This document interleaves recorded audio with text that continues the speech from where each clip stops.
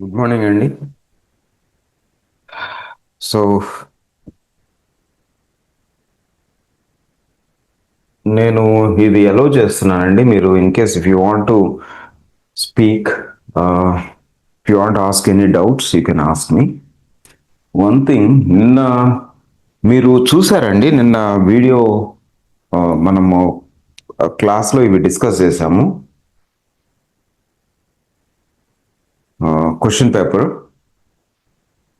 Paper discuss చేసాము. మీరు చూసారా?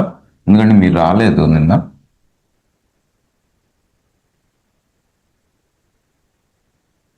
క్వశ్చన్ పేపర్ డిస్కస్ చేసాము, చూసారా?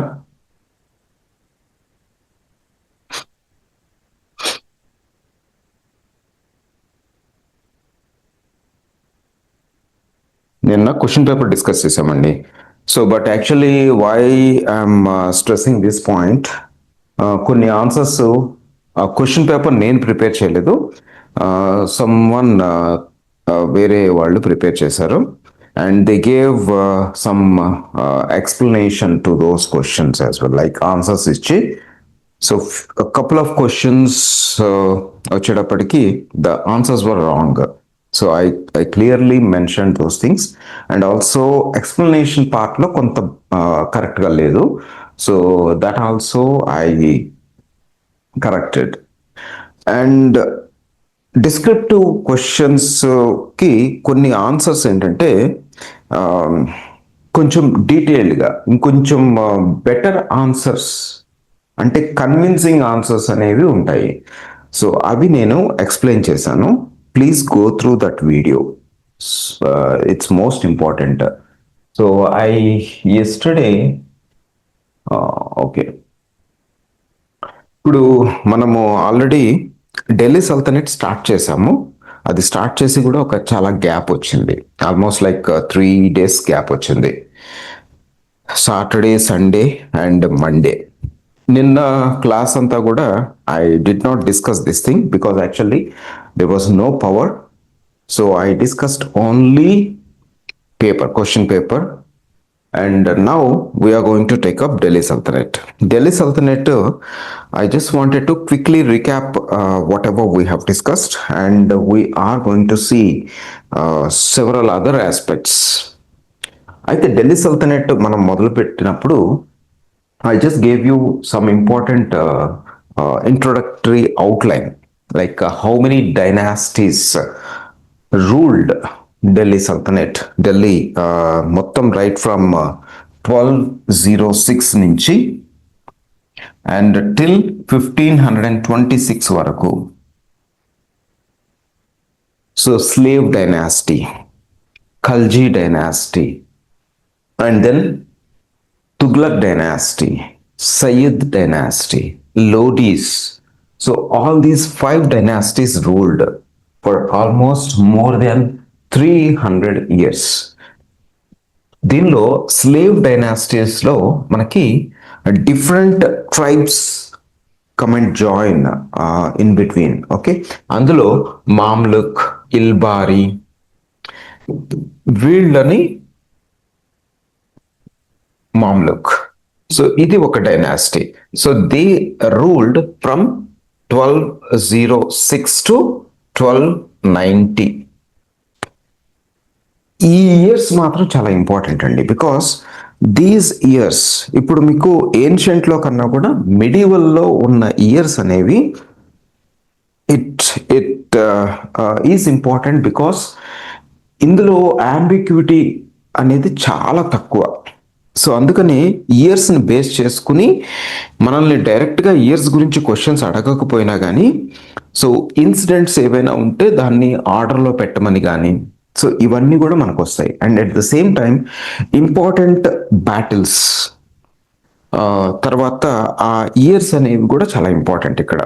సో ఇయర్స్ మీద డైరెక్ట్గా, అఫ్ కోర్స్ మీరు ఏపీపీఎస్సి కాబట్టి ఏపీపీఎస్సిలో ఇంకా పూర్తిగా ఇయర్ మీద క్వశ్చన్ అడగకుండా ఏమి ఉండరండి. So at least you could expect 1 or 2 questions out of 10 questions. ఒక 10 క్వశ్చన్లు ఇచ్చారంటే 1 or 2 questions ఆబ్జెక్టివ్ ఖచ్చితంగా అడిగే అవకాశం ఉంది. రెండోది ఏంటంటే స్టేట్మెంట్ బేస్డ్ క్వశ్చన్స్ అని అనుకున్నా కూడా దానిలో కూడా ఇయర్ని మెన్షన్ చేస్తూ అడిగేది కూడా ఉంది అవకాశం. సో మీకు మిడివల్లో మీకు రైట్ ఫ్రమ్ ఢిల్లీ సల్తనెట్ టిల్ మన ఇండిపెండెన్స్, తర్వాత 1964 డెత్ ఆఫ్ నెహ్రూ వరకు కూడా మనం చూసుకుంటే ఇయర్స్ అనేవి ఇంపార్టెంట్. కానీ ఇందులో ప్రతి సంవత్సరం కూడా గుర్తుపెట్టుకోవాల్సిన పని లేదు, కొన్ని సంవత్సరాలు మాత్రం చాలా important. Okay, so this is slave dynasty. తర్వాత ఎవరు వచ్చారంటే ఖల్జీస్. ఈ ఖల్జీస్ వచ్చేటప్పటికి 1290 నుంచి ఎప్పటి వరకు అండి 1320. తర్వాత తుగ్లక్ 1320 నుంచి 1414. తర్వాత సయ్యద్ డైనాసిటీ 1414 నుంచి 1451. తర్వాత లోదీస్, ఇది 1451 నుంచి 1526. సో దీనికన్నా ముందు నుంచే ఢిల్లీ సల్తనేట్ అని చెప్పుకోకపోయినా కానీ Qutbuddin Aibak, he was actually a representative of Muizuddin Muhammad. Okay, so Muizuddin Mohammed Sam అని కూడా అంటాం, ఎందుకంటే అతన్ని శామ్ అనే వర్డ్ తోటి పిలుస్తారు. ఆ వర్డ్ మనకి ఎక్కడ కనిపిస్తుంది? The coins which were issued by Prithviraj Chauhan. Prithviraj Chauhan issue చేసిన ఆ కాయిన్స్లో ఆయన శ్రీ మొహమ్మద్ శామ్ అనేది అక్కడ ఆయన క్లియర్గా మెన్షన్ చేసింది. ఓకే, సో మొయిజుద్దీన్ మొహమ్మద్ తర్వాత ఆయన రిప్రజెంటేటివ్ కుతుబుద్దీన్ ఐబక్. ఇది ఎప్పటి వరకు అంటే 1206 వరకు రూల్ చేశాడు. తర్వాత 1206 నుంచి after the sudden death of Moizuddin Mohammad, అంటే he was assassinated by a group of Khokhars అనేది ఒక tribe. So the assassinated him on the banks of the river Indus. So దాంతో ఏంటంటే it was not only Qutbuddin Aibak and Kubasha and Yalduj. Those two were other two important slaves of Muizuddin Muhammad. అందులో favourite slave వచ్చేటప్పటికి Yildiz. He was at Ghazni దగ్గర, ఆయన Ghazni capital actually Muizuddin Mohammed Ghori. So Muizuddin Mohammed Ghori అక్కడ ఉండడం వల్ల so అక్కడ ఆ రీజన్లో ఎల్దుజ్. కాకపోతే ఇక్కడ ఢిల్లీ వచ్చేటప్పటికి from 1206 he started ruling independently because he was invited by some of the important nobles at Lahore. లాహోర్లో కొంతమంది నోబుల్స్ ఈయన్ని పిలిచి ఈయననే సింహాసనం అధిష్ఠించమని చెప్పి అడగటం వల్ల ఆయన ఒక ఇండిపెండెంట్ రూలర్గా ఉన్నాడు అప్పటి నుంచి. అందుకని ఏంటంటే 1206ని మనము అఫీషియల్గా ఢిల్లీ సల్తనెట్ స్టార్ట్ అయిందని చెప్పి మనం చెప్పుకుంటాం. So it continued for next more than 300 years. 300 years ఇది ఉందండి.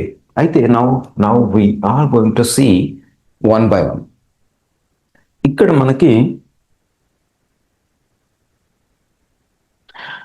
మనకి ఒక విషయం ఏంటంటే గుర్ అనే place, it was actually located in Central Asia. Central ఏషియాలో ఇక్కడ ఏంటంటే this region was completely dominated by Buddhism. అందులో మహాయాన బుద్ధిజం అనేది డామినేటెడ్గా ఉంది. సో ఈ మొయిజుద్దీన్ మొహమ్మద్ వాళ్ళ brothers, so his elder one, he was younger actually. So his elder brother Ghiyasuddin Muhammad, so they divided the regions into two parts. అంటే యాక్చువల్గా Muizuddin Muhammad was now holding its capital at Ghazni. తర్వాత గియాసుద్దీన్ మొహమ్మద్ ఏంటంటే ఆయన గురు దగ్గర ఉండి and he was focusing on the western part of the territory, that means west Asia reason. So అటువైపు expansion అనేది జరుగుతుంది. దీనికి ఇంకా ముందు చాలా స్టోరీ ఉంది, దానికి అదంతా మనకు అవసరం లేదండి. సో ఇక్కడ వీళ్ళిద్దరు ఎప్పుడైతే ఇటు వచ్చారో అందులో ఇక్కడ Muizuddin Mohammed Ghori when he was controlling the territory from Ghazni, కొన్ని చోట్ల గజనా అని కూడా మెన్షన్ చేశారు. సో అక్కడి నుంచి ఏంటంటే directly he focused completely on Indian side. Okay, so Indus తర్వాత ఇదంతా కూడా ఇటువైపున ఎక్కువ ఆలోచించాడు. సో ఇక్కడ మనము ఫస్ట్ థింగ్ ఏంటంటే it was in the year 1775. Okay, 1775లో మీకు ఈ గుజరాత్ వైపు ఆయన ప్లాన్ చేసి, దానికి ముందు he try to attack from the Sindh region. Okay, Sindh region నుంచి గుజరాత్కి అటాక్ చేయాలనుకున్నప్పుడు it was in at that point of time Bhima two. So Bhima two, he was the Bhima II of Chalukya dynasty of Gujarat. So ఆ Bhima two ఇతన్ని ఓడించడం జరిగిందండి. Okay, Bhima two of Chalukya dynasty, that means Solankis. అది first defeat. తర్వాత he realised his mistake and immediately he changed his expansion policy and immediately he started occupying some regions, Multan, Peshawar, Uch, ఇలాంటి ప్లేసెస్ని occupy చేసుకుంటూ ఫైనల్గా he reached తబిర్ హిందా. తబిర్ హిందా అనే ప్లేస్కి రావడం జరిగింది. Tabarhinda is nothing but modern Bathinda. Modern Bathinda అండి. ఇది ఇప్పుడు ప్రజెంట్ పంజాబ్లో ఉంది. ఓకే, సో ఈ ప్రాంతానికి రావడానికి, ఈ ప్రాంతం ఏంటంటే it was actually a fertile zone and it is having several resources which could feed his campaigns. అంటే ఆయన శాలరీస్ ఇవ్వడానికి కానీ ఆయన సోల్జర్స్కి ఇవన్నీ కూడా చేయడానికి అవకాశం ఉంది. సో ఇది మనకు చూసుకుంటే ఈ పెషావర్ ఇవన్నీ కూడా ఆక్యుపై చేసుకుంటూ వచ్చాడండి. సో తర్వాత మీకు సియాల్కోట్, సింధ్ ఇవన్నీ కూడా ఆయన ఆక్యుపై చేయడం తర్వాత జరిగింది. బట్ ఇక్కడ ఇంపార్టెంట్ ఆస్పెక్ట్ ఏంటంటే వెన్ హీ ఆక్యుపైడ్ తపిరి హిందా, ఇమ్మీడియట్లీ ఆ మూమెంట్లో that particular region was the border town of Chahmanas. అంటే చౌహాన్స్ అని అంటారు. చహమానాస్ ఆర్ చౌహాన్స్. ఈ చహమానాస్ ఆర్ చౌహాన్స్ అనేవాళ్ళు one of the Rajput clan which were controlling that region. And at the same time వీళ్ళకి తోమర్స్కి పడదు. తర్వాత తోమర్స్ని డిఫీట్ చేసి, తోమర్స్ అంటే Tomers were actually originally they founded the city Delhi. ఢిల్లీని అసలు మొదలు ఆ ప్లేస్ని బిల్డ్ చేసింది ఎవరు అంటే తోమర్స్. సో తోమర్స్ని ఓడించి Tomar king, they allowed Tomar king as their vassal. So అందులో మనం చూసుకుంటే most important and the greatest Chauhan ruler was Vigraha Raja. He was the greatest. The most popular Prithviraj Chauhan. He was not greatest. Okay. So ఆయన exploits అనేవి చాలా ఉన్నాయి and he was the one who expanded the entire territory of Chauhans.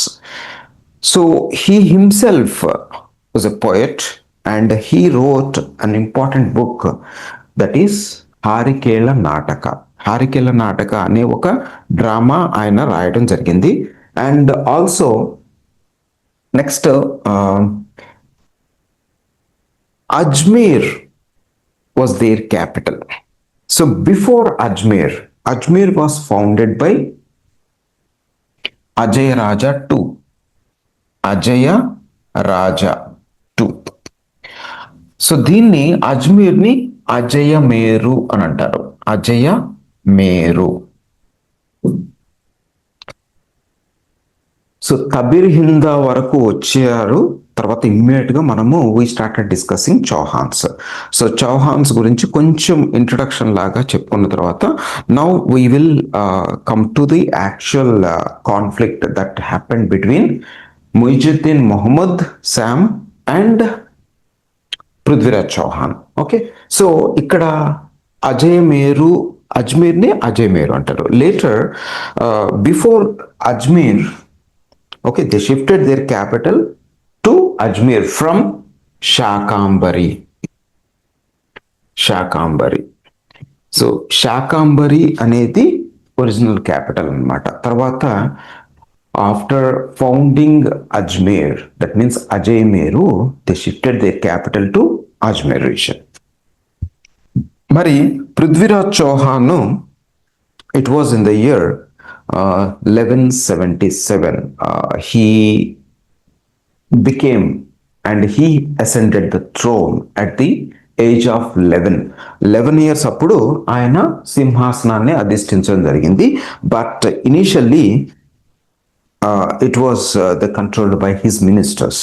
So ఆ టైంలో when Muizuddin Mohammad attacked this Gujarat region, అప్పుడు the minister of Prithviraj Chauhan was not ready to help.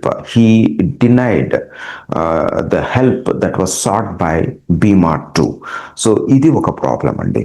తర్వాత and Prithviraj Chauhan adopted aggressive expansion policy, and almost he alienated almost all his neighbor kings because of his aggressive policy. They were almost all, he was isolated himself.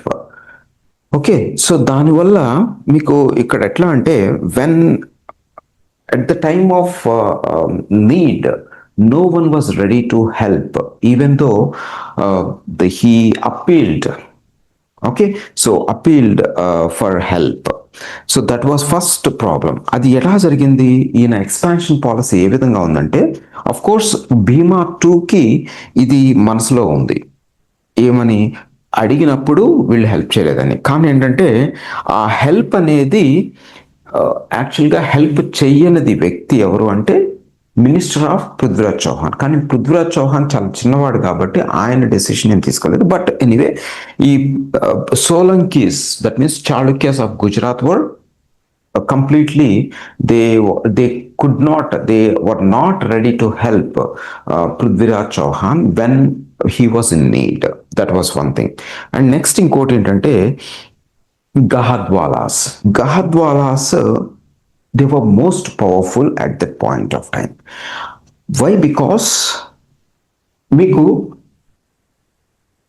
After follow అవుతున్నారండి, follow అవుతున్నారా? Okay, fine. Next, ఇప్పుడు గహద్వాలాస్ ఎందుకు powerful అంటే, after Gupta empire, మీకు right from Magadha empire, Magadha kingdom, Mahajanapada దగ్గర నుంచి Gupta empire వరకు కూడా Pataliputra was the most important place. అయితే Pataliputra lost its significance slowly after the rule of Guptas. ఇమ్మీడియట్గా ఏమైందంటే, కనౌజ్ టుక్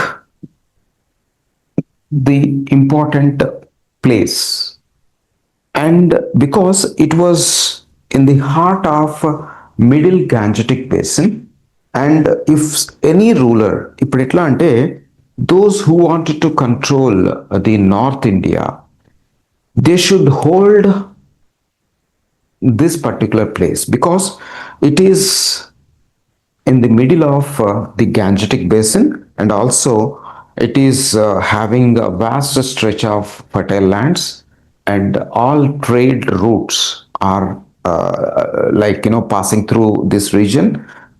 దాంతో పాటుగా రివర్స్ కమ్యూనికేషన్ ట్రాన్స్పోర్టేషన్ కోసం. సో ఈ కనౌజ్ రీజన్ని గహద్వాలాస్ రూల్ చేస్తున్నారండి. యాక్చువల్ గహద్వాలాస్కి ఒరిజినల్ క్యాపిటల్ ఏంటంటే Varanasi or Kashi. Varanasi or Kashi. So ఈ రీజన్ తర్వాత వీళ్ళు కనౌజ్కి షిఫ్ట్ అయ్యారు. ఇక్కడ మెయిన్ వీళ్ళకి Varanasi and Kannauj, these are the two important places. చూడండి ఈ స్ట్రెచ్ మొత్తం కూడా వీళ్ళ దగ్గర మ్యాక్సిమం రిసోర్సెస్ అనేవి ఉండడం వల్ల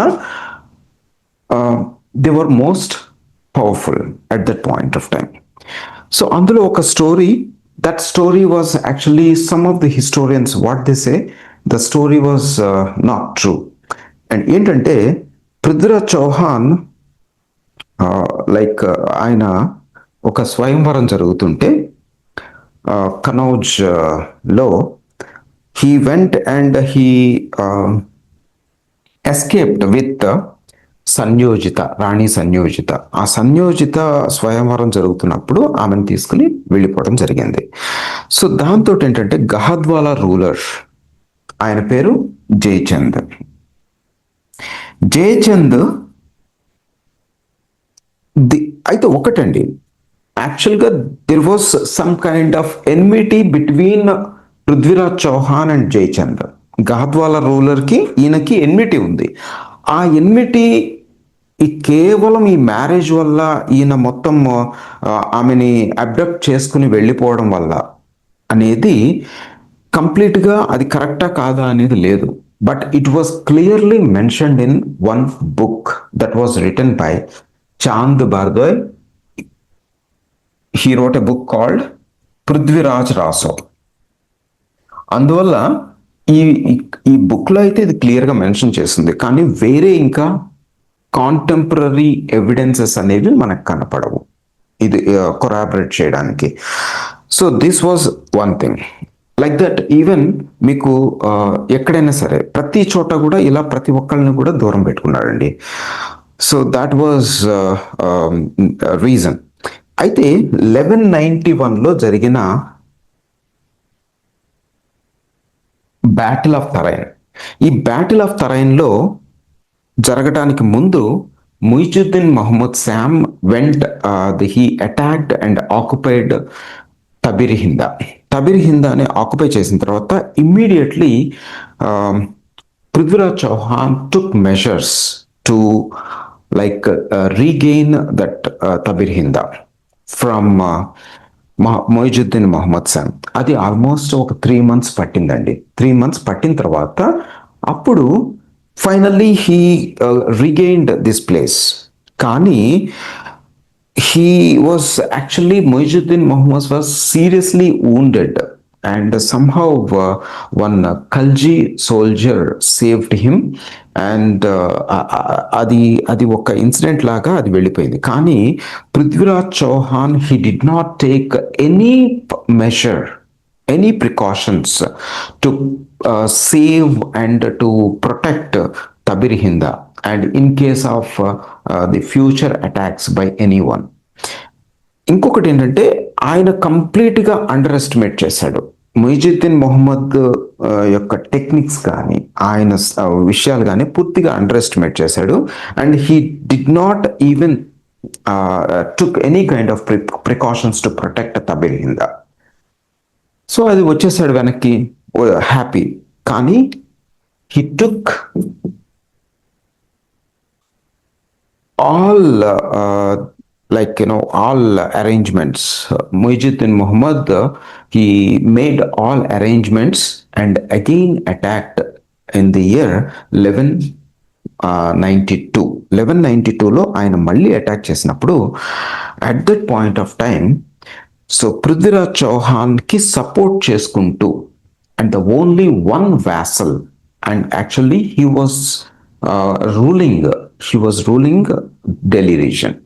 సో ఢిల్లీ రీజన్ ని రూల్ చేస్తున్న Govinda Raja and he was the only one who supported Prithviraj Chauhan. కానీ పృథ్వీరాజ్ చౌహాన్ ఆ యుద్ధంలో చనిపోయాడు అని చెప్పి మనకి ఇక్కడ Minhaj Siraj. Okay, so it was Minhaj Siraj. He clearly mention that. చూడండి ఇక్కడ Minhaj is Siraj. Actually he wrote one important book, that is Tabaqat i Nasiri. మీకు ఈ బుక్స్ పేర్లు అనేది కంపల్సరీగా రాయాలండి. మీరు అవసరమైతే ఒక 20 టైమ్స్ రివిజన్ చేయండి, 50 టైమ్స్ రివిజన్ చేయండి, ప్రాబ్లం లేదు. సో ఇవి మాత్రమే స్టోరీ మీరు రివిజన్ చేయకపోయినా కానీ 1 or 2 టైమ్స్ మీరు అది చూసినా, ఈ నేమ్స్ మాత్రం మీరు రిపీటెడ్గా రివిజన్స్ చేస్తూ ఉంటే once in a week, once in 10 days మీకు ఆటోమేటిక్గా వస్తాయి. ఇవి మెన్షన్ చేయకుండా మీరు ఏది రాసినా కూడా that particular sentence will not will not look good. So దానివల్ల మీరు కంపల్సరీగా నేమ్స్ అయితే రాయాలి. తబకత్ ఈ నాసిరి, ఈ బుక్లో ఈయన క్లియర్గా మెన్షన్ చేసింది ఏంటంటే Prithviraj Chauhan was immediately killed at a place called Saraswati. Saraswati అనే ప్లేస్లో, అంటే సిర్సా అంటారు, మోడర్న్ సిర్సా. సో ఆ ప్లేస్లో ఆయన చనిపోవడం జరిగింది అనేది ఈయన మెన్షన్ చేశాడు. బట్ యాక్చువల్లీ హసన్ నిజామీ, అంటే ఆయన యుద్ధంలో ఓడిపోవడం, ఆయన దొరకటం, ఆటోమేటిక్గా immediately he was beheaded. That was actually mentioned by Minhaj Siraz in his book Tabakat-e-Nasri. But Hassan Nizami, he mentioned, okay, so what he said, Hassan Nizami వచ్చేటప్పటికి తాజుల్ మాసిర్. తాజుల్ మాసిర్లో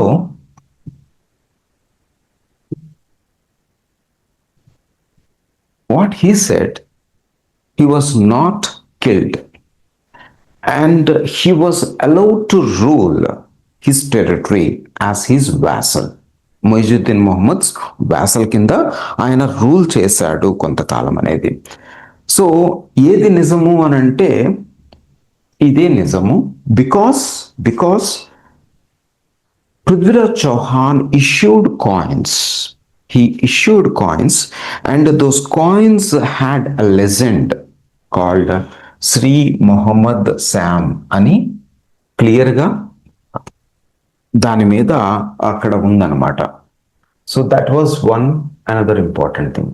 సో దీనిలో మీకు so that means the Prithviraj Chauhan తర్వాత next వాళ్ళ son. So అది కూడా మనకు వస్తుంది. So this was actually what it happened. తర్వాత after that Muizuddin Muhammad Sam, he did not stop there and he started moving towards east. కనౌజ్ని అటాక్ చేయడం జరిగింది. కనౌజ్ తర్వాత and he even attacked Varanasi, Benaras region. So there he it was in the year 1194. There was a battle between Gahadwala ruler and Muizuddin Muhammad Sam. So దీనిలో ఆ battle జరిగింది.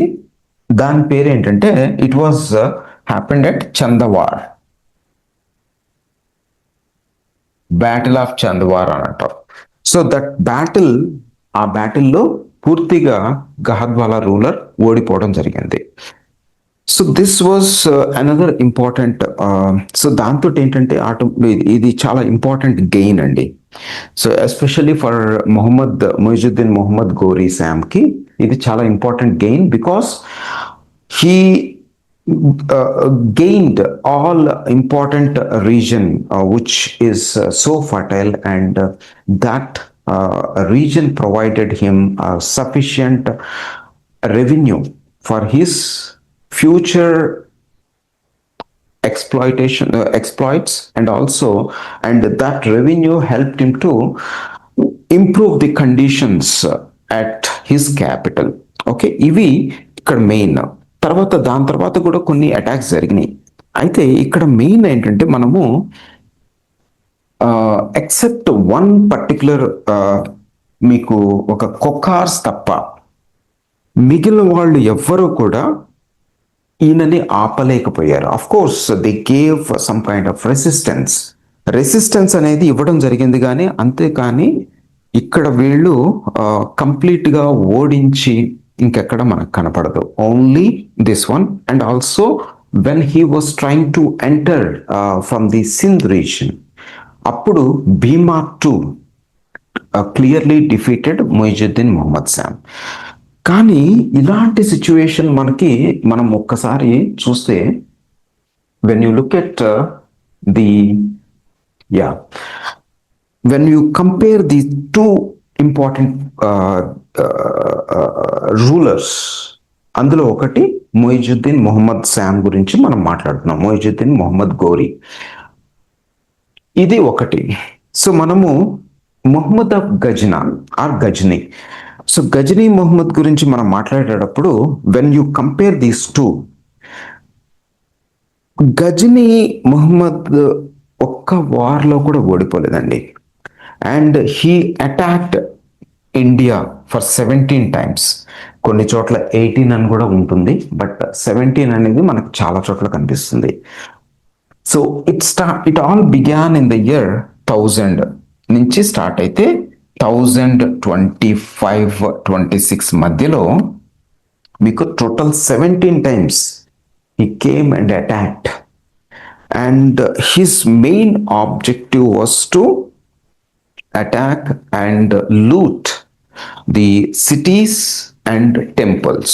So that was the most important objective. And ఒక్క war కూడా ఓడిపోలేదండి. ఇక్కడ ఈయన మొయిజుద్దీన్ ఆయన ప్రతి చోట చాలా చోట్ల ఆయన రెసిస్టెన్స్ ఫేస్ చేశాడు. And at the same time he was defeated by couple of important rulers. అది ద బేసిక్ డిఫరెన్స్. సో ఎందుకు ఇలా జరిగింది, what was the main reason అంటే, ఇక్కడ ఉన్న conditions there like they chose some areas. ఇప్పుడు especially Ghazni Muhammad గురించి మనం మాట్లాడుకోవాలి ఇప్పుడు కొంచెం. సో ఆయన ఎక్స్ప్లాయిట్స్ కానీ అవన్నీ కూడా మనం చెప్పుకుందాము. దానికి ముందు ఇంకొక విషయం కూడా మనం మాట్లాడాలి. ఫస్ట్ టైము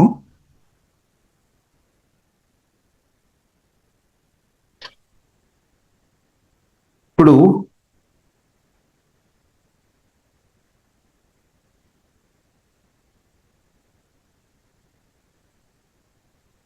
సో ఇలా చూస్తే మనకి ఇక్కడ ఇప్పుడు మన ఇండియాలో ఈ రీజన్ అంతా కూడా మనము ఇదంతా డెజర్ట్ రీజన్.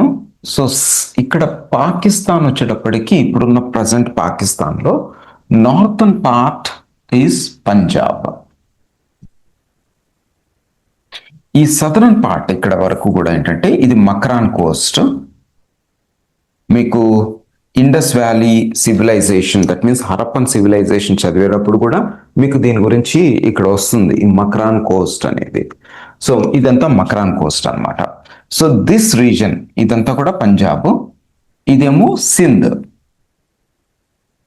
ఈ సింధ్ రీజన్ అనేది కంప్లీట్గా it was not so fertile as Punjab. Okay, ఇక్కడ కూడా ఏంటంటే upper Sindh and lower Sindh. Upper Sindh and lower సింధ్లో మీకు Muizuddin Mohammed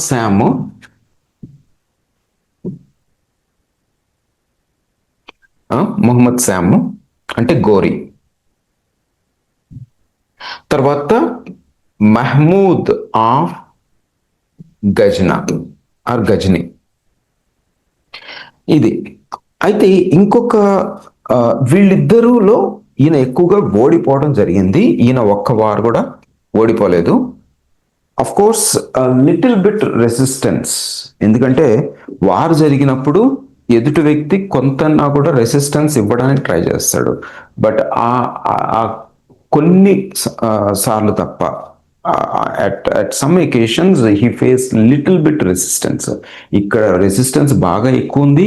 at couple of times he was defeated. Okay, so ఇది వీళ్ళిద్దరు చూస్ చేసుకున్న వాటిలో చూస్తే మనకి ఈ లోవర్ సింధ్, అప్పర్ సింధ్, తర్వాత Punjab reason. And this particular region is full of the fertile lands, and maximum resources could be generated from this place. Revenue అనేది ఇక్కడ జనరేట్ అవుతుంది. అండ్ ఇక్కడంతా కూడా ఏంటంటే డ్రై ల్యాండ్, తర్వాత కొంతవరకు డెజర్ట్ కూడా ఉంది. వీళ్ళిద్దరిలో మనం చూస్తే ఈ Muhammad of Ghazni he did not choose this region. Okay, so ఆయన అటాక్స్ అన్ని కూడా ఇటువైపు నుంచే వచ్చినాయి. 1025లో లాస్ట్ అటాక్ ఉంది చూడండి. సో దాట్ అటాక్ అదొక్కటి మాత్రమే ఇటువైపు నుంచి వచ్చింది. And he attacked and looted Somnath temple. Okay, అంతవరకు బాగానే ఉంది. ఇంకొకటి మనము దీని గురించి మనము ఇంకా చెప్పుకునే ముందు, బట్ యాక్చువల్గా 712 this year was so important in the history because ఇక్కడ this Sindh region was controlled by Dahir. Okay, so Dahir అనే వాళ్ళ రూలరు ఇది ఇక్కడ రూల్ చేస్తున్నాడు. They were all Hindu Shahi rulers. ఇక్కడ ఇదంతా కూడా ఈ రీజన్ మొత్తం కూడా హిందూ షాహీస్ తోటి కంట్రోల్ అయ్యిందండి. So at that point of time వాళ్ళు ఇక్కడ ఈ రీజన్లో Dahir he lost his territory to Muhammad bin Qasim. Okay, యాక్చువల్గా Qasim was actually the representative of Caliph. Okay, so మనము ఇస్లాం ఆరిజిన్ అండ్ ఇట్స్ గ్రోత్ ఆ పర్టికులర్ టాపిక్ అనేది మనం ఇక్కడ డిస్కస్ చేయట్లేదు. సో ఫస్ట్ టైము ఇక్కడ ఒక ఇస్లామిక్ టెరిటరీ ఒక ఎస్టాబ్లిష్ అయింది. ఇస్లామిక్ రూల్ అనేది ఇక్కడ ఎస్టాబ్లిష్ అవ్వడానికి Muhammad bin Qasim was responsible, and he being a representative of Caliphate. At that point of time, who was the Khalifa ante Umayyad dynasty. Umayyad dynasty was holding the Caliphate position. అయితే ఇక్కడ హజాజ్ was the governor of Baghdad. So he sent Muhammad Qasim as a part of his expansionist policy. So expansionist policy లో భాగంగా ఈయనని ఇక్కడ పంపించడం జరిగింది. ఇక్కడ పంపించి ఇక్కడ he successfully defeated Dahir at a place called Brahmanabad. So Brahmanabad అనే ప్లేస్లో ఈయనని ఓడించడం జరిగిందండి. అయితే ఇనీషియల్గా he controlled the lower Sindh region and later he attacked Multan. ఆ ముల్తాన్ అటాక్ చేసి దాన్ని కూడా ఆక్యుపై చేయడం జరిగింది. అండ్ చూడండి ఇక్కడ మీకు దెన్ ఇక్కడ ఏంటంటే it was he after occupying this region they controlled Debal పోర్ట్ని కంట్రోల్ చేసుకున్నారు. అండ్ నార్త్ అంటే అప్పర్ సింధ్ రీజన్ని కూడా ఆక్యుపై చేయడం జరిగింది. ఈ అప్పర్ సింధ్ రీజన్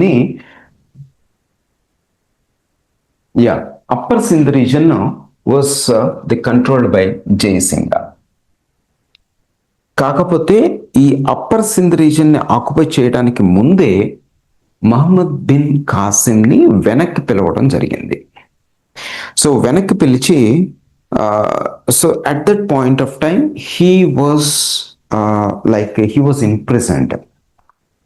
ఆయనని వెనక్కి పిలిచిన తర్వాత ఆ టైంలో నెక్స్ట్ ఎవరు అంటే ఇక్కడ Junaid was the ruler.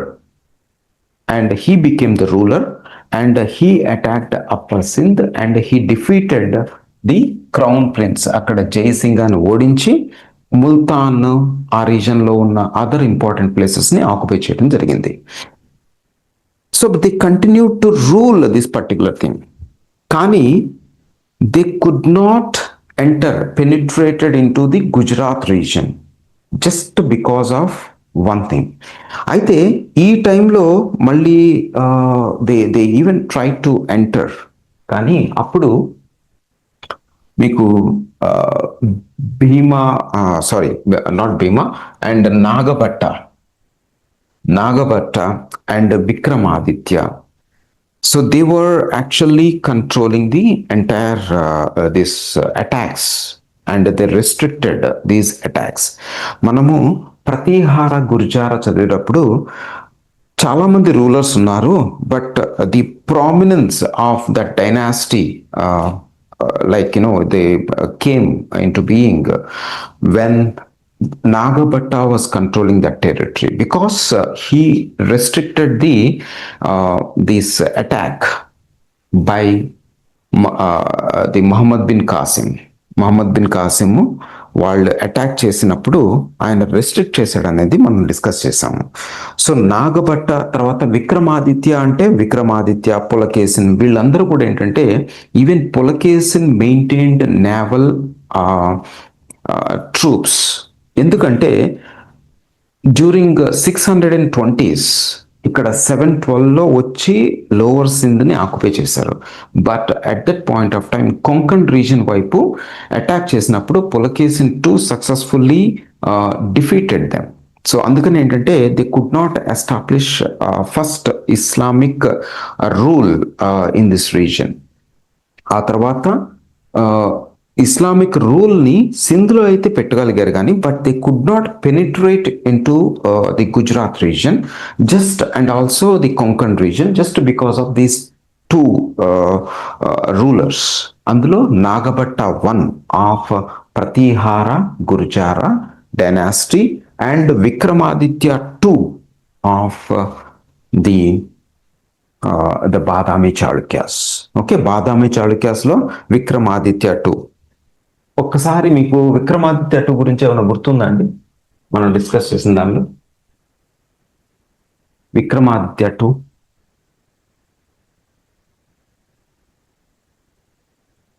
Art and ఆర్కిటెక్చర్లో ఒక పాయింట్ చెప్పాను, గుర్తుందా?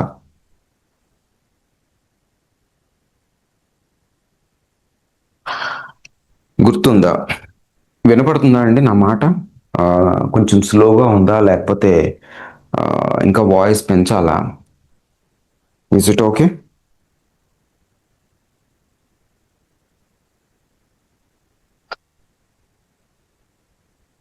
ఎవరు మాట్లాడటం లేదు.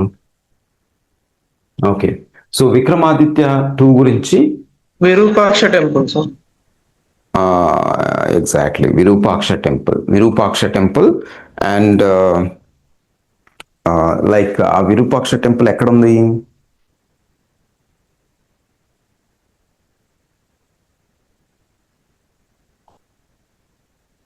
విరూపాక్ష టెంపుల్ ఎక్కడ ఉందండి?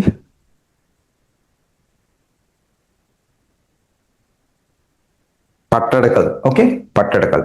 సో అయితే వీళ్ళని రెస్ట్రిక్ట్ చేయడం జరిగింది. What was the reason behind it? Actually ఇక్కడ మనము why I'm like bringing this particular topic because వీళ్ళు ఈ రీజన్ ఆక్యుపై చేశారు. At the same time Muizuddin Muhammad కూడా ఫస్ట్ అటాక్ ఇటువైపు చేశారు. So this region is not providing the proper resources that were required for like funding their attacks, and also ఆ resources అనేవి ఇక్కడ మనకు కనపడలేదు. And at the same time ఏంటంటే this climate and this was not feasible area to attack and to penetrate in to this region. So అందుకని ఏంటంటే ఇక్కడ మొయిజుద్దీన్ మొహమ్మద్ శామ్ గోరీకి అనుకూలంగా అవ్వలేదు. And at the same time Muhammad bin Qasim వీళ్ళు ఇక్కడ వరకు ఆక్యుపై చేసుకుని almost they continued to hold this region for next almost several years, several decades. అంటే మీకు 850s and 70s వరకు కూడా. So this region was almost like the ruler of this region was under the control of Caliphate. కానీ తర్వాత ఖలీఫా నుంచి బయటకు వచ్చేసారు అనమాట. ఉమాయిద్ డైనాసిటీ తర్వాత నెక్స్ట్ అబ్బాసిద్ డైనాసిటీ తర్వాత ఖలీఫాస్గా వచ్చారు. సో ఈ రీజన్లో ఇలా ప్రాబ్లం. అయితే ఇక్కడ దీని గురించి మనకి there was a book, important book. అయితే ఆ ఇంపార్టెంట్ బుక్ చూపిస్తాను చూడండి. ఇక్కడ మీకు చాచ్నామా అని ఉంటుంది. చాచ్నామా. So Chachnama gives the complete details of the administrative details. ఎందుకంటే అక్కడున్న రీజన్ అంతా కూడా మ్యాక్సిమం మీకు ఒక విధంగా చెప్పాలంటే కొంత బుద్ధిజం అనేది ఉంది ఆ రీజన్లో. అలాంటి సిచ్యువేషన్లో ఒక్కసారిగా వీళ్ళు వచ్చి అక్కడ రాజ్యాన్ని స్థాపించినప్పుడు then the people, subjects definitely would face some new the new rule అనేది వాళ్ళకి వస్తుంది. ఆ న్యూ రూల్ అనేది ఎలాంటివి వాళ్ళు ఇంట్రడ్యూస్ చేశారంటే they just divided the entire region, the subjects into two parts. ఒకటి ఏంటంటే Hanafi school, like he authorized imposing జిజియాని ఇంపోజ్ చేయొచ్చు అని చెప్పేసి ఆథరైజ్ చేసింది. So those who are going to pay jizya, so they were called as zimmis. Zimmis అంటే జిమ్మీస్ని ఖచ్చితంగా వాళ్ళని ఎలాంటి ఇబ్బందులు పెట్టరు. సో ఈ rulers they allow them to live and as like they ఏ విధంగా వాళ్ళు ఉండాలనుకున్నారో ఆ విధంగా ఉండొచ్చు అనమాట. సో కొంతమందికి ఇంకా next those who are not like paying this jizya, వాళ్ళకి రెండే options. You have to embrace Islam or else you have to face death. ఇక్కడ ఆ సిచ్యువేషన్ ఎందుకు తీసుకొచ్చారు అంటే బికాజ్ మహమ్మద్ బిన్ కాసిమ్ ఈ ఏరియాని కంట్రోల్ చేయగానే he was not in a position to kill entire the people of that region. So ఒక్కటి ఏంటంటే మొత్తం అందరినీ ఇస్లాంలోకి మార్చాలి, లేకపోతే అందరినీ చంపేయాలి. సో అప్పుడు it was like they came up with this idea that the Hanafi school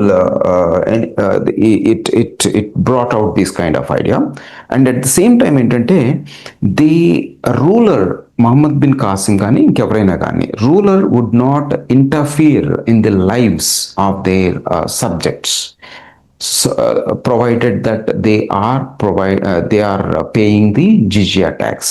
So ఇది ఒక కొత్త ఇది అన్నమాట. And at the same time there was so much some important impact on this, the establishment of Islamic rule in that area.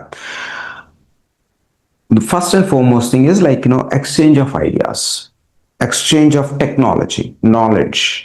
So ఇటువైపు నుంచి మనకి west Asia and then యూరోప్కి వెళ్ళిన technology knowledge, తర్వాత అటు నుంచి మళ్ళీ ఇటువైపుకి రావటం, ఇవన్నీ కూడా ఏంటంటే so that was one important development which took place. And also trade activities అనేవి మామూలుగా స్టార్ట్ అయిపోయినాయి అక్కడ.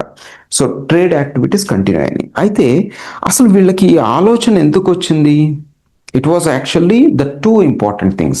One is the wealth and another one is to spread Islam and also expansionist policy.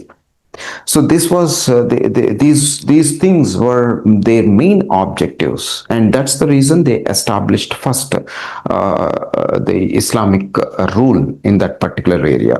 అది కూడా సింధ్ రీజన్ వరకే కన్ఫైన్ అయిందండి, lower Sindh and upper Sindh. Actually they were having two important capitals. అందులో Multan was the capital for upper Sindh region and Mansura was the capital of lower Sindh region. So ఇలా రెండుగా divide చేసుకుని వాళ్ళు rule చేస్తున్నారు. Almost it was like it continued for a long time. Okay, so now ఇక్కడ మీకు మిగిలిన వాళ్ళని జిమ్మీస్ అని చెప్పి అన్నారు, వాళ్ళ దగ్గర నుంచి జిజియా తీసుకున్నారు, least interference in there lifes. Okay, so జనరల్గా రూలర్ అనే వాళ్ళు వాళ్ళ లైఫ్స్లో వాళ్ళ జీవితాల్లో ఎలాంటి ఇంటర్ఫిరెన్స్ అనేది ఉండదు. కానీ అదర్ పీపుల్ ఎవరైతే ఉన్నారో వాళ్ళని కాఫీర్స్ అనేవాళ్ళు. సో దోస్ కాఫీర్స్ had to embrace Islam or else they had to face the death. ఈ రెండు ఆప్షన్సే వాళ్ళకు ఉండేవి అనమాట, ఏదర్ దిస్ ఆర్ దాట్. తర్వాత if you look at the Ghazni టైంలో ఆయన ఇక్కడి నుంచి రాకుండా ఇటువైపు నుంచి రావడం వల్లనే ఇదంతా జరిగింది. So he successfully reached the central India and also he completely routed the Kannauj region. అందులో మీకు కనౌజ్ని old name of Kannauj was Kanyakubja అంటాం. కన్యాకుబ్జా అంటే కనౌజ్. సో అక్కడ డిస్ట్రక్షన్ ఇదంతా జరిగింది. తర్వాత even he attacked Chandelas also. And తర్వాత అదంతా కూడా Yashovarman successfully try to restrict but he could not and he was defeated, Yashovarman. Okay, తర్వాత మీకు ఆల్మోస్ట్ అన్నీ కూడా. కాకపోతే ఏంటంటే మనము ఫస్ట్ చెప్పుకోవాల్సింది 1000 టైంలో జరిగిన ఈయన అటాక్స్. తర్వాత 1001లో ఆనందపాల. ఓకే, తర్వాత ఆనందపాల చూడండి ఇక్కడ. So it was in the year 1000. ఈయన ఫస్ట్ అటాక్ చేసింది లంఘాన్ అనే ఏరియా. సో లంఘాన్ అనే ఏరియాని అటాక్ చేసి ఆక్యుపై చేసుకోవడం జరిగింది. That was his first achievement. After that he attacked and occupied Peshawar region. So Peshawar రీజన్ను ఆక్యుపై చేయడం అంటే మొత్తం పైనుంచి పంజాబ్ రీజన్ని ఆక్యుపై చేసుకుంటూ వచ్చాడు. So that was the happened in the year 1001. Main వీళ్ళ రూల్ కంప్లీట్గా ఎండ్ అవ్వడానికి కారణం ఏంటంటే battle of Waihind. So this battle of Waihind was fought between Anandapala and Muhammad of Ghazni.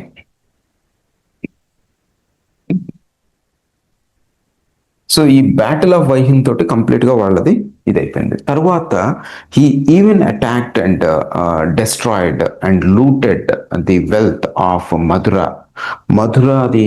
తర్వాత లాస్ట్లో మాత్రం and he successfully defeated Bhima 1. చూడండి ఇక్కడ Bhima 1 Muizuddin Muhammad Ghori Sam was defeated by Bhima 2.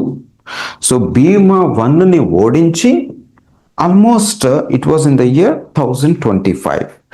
He looted nearly 7 tons of gold. 7 tons of gold Somnath నుంచి తీసుకుని వెళ్ళడం జరిగింది. సో తర్వాత and he used this wealth to develop many structures in his capital Ghazni. And also mostly his subjects were happy and ఎట్లా అంటే మొత్తం ఒక tax వసూలు చేయడం అనేది కూడా ఈయన కొంతకాలం ఆపడం జరిగింది. So that was the condition. కానీ ఇంట్రెస్టింగ్ పార్ట్ ఏంటంటే he never thought of establishing any kind of kingdom. And he doesn't want to occupy any territory.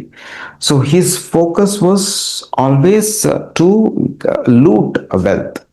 వెల్త్ని loot చేయడము తీసుకువెళ్ళడం అంతవరకే ఈయన పని ఉండేది. ఎందుకంటే అది ఎందుకు ఆయన అలా చేయలేదు అనేది nobody knows. But the thing is, ఆయన ఒకవేళ ఒక టెరిటరీని ఆక్యుపై చేసి ఒక కింగ్డమ్ లాంటిది ఆయన, even if he wanted to extend his territory and the towards east, he could do it, because ఏ యుద్ధం కూడా ఆయన ఓడిపోలేదు. సో ఆయనని కొన్ని చోట్ల కొంతమంది మాత్రమే కొంత రెస్ట్రిక్ట్ చేయడానికి చూశారు, బట్ అది కూడా సాధ్యం కాలేదు. సో ఇది మహమ్మద్ గజనీ గురించి. అండ్ మనం చూస్తే యా, సో ఇది మనకి మెయిన్ అండి. ఒకటి చూద్దాం ఇక్కడ. సో అయితే మరి మహమ్మద్ శామ్ విషయం వచ్చేటప్పటికి ఇది కంప్లీట్గా ఆపోజిట్ జరిగింది. ఎందుకంటే ఇటువైపు రావడం.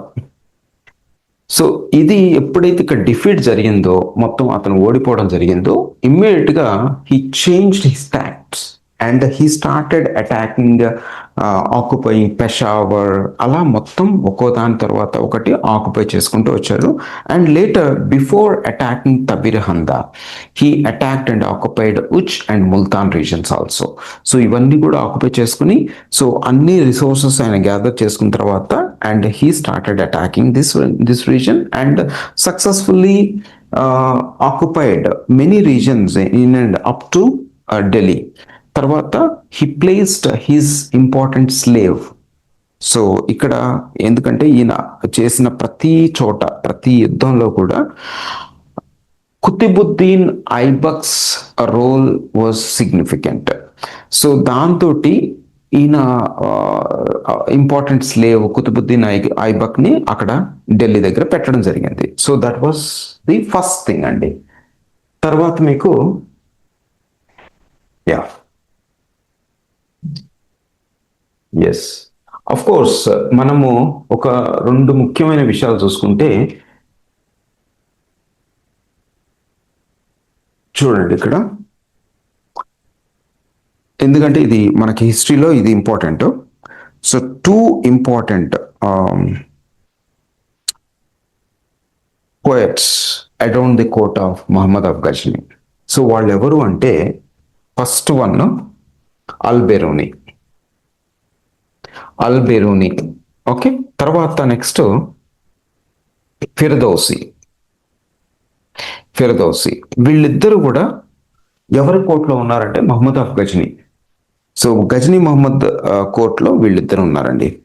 సో అందులో మీకు అల్-బెరూని రాసిన కితాబ్ ఉల్ హింద్,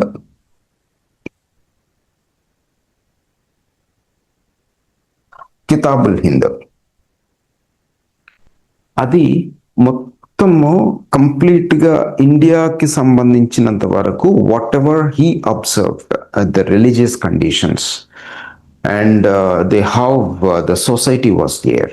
ముఖ్యంగా చెప్పాలంటే he even criticized and he even said that how Indians were introvert and they thought that no country, only theirs, no nation, only theirs. And ఇట్లా ప్రతి ఒక్కటి కూడా వాళ్ళు వేరేది వినడానికే ఇష్టం పడలేదు. మొత్తం ఏంటంటే వాట్ ఎవర్ అచీవ్మెంట్స్, బయట ఉన్న డెవలప్మెంట్స్ కానీ, అంటే బయట సైన్స్ అండ్ టెక్నాలజీ, ఇట్లాంటి ఏ టెక్నాలజీ విషయంలో ఉన్న డెవలప్మెంట్స్ ఏది కూడా వాళ్ళు వినే పరిస్థితిలో లేరు అని చెప్పి, and he clearly mentioned how the society. So that book was the authentic source that during 11th century, the conditions of the Indias, అంటే వెస్ట్రన్ పార్ట్లో ఉన్న, వెస్ట్రన్ ఇండియాలో ఉన్న కండిషన్స్ అన్నీ చెప్పడానికి this was the most authentic source. Okay, Firdausi and he wrote a book called షానామా.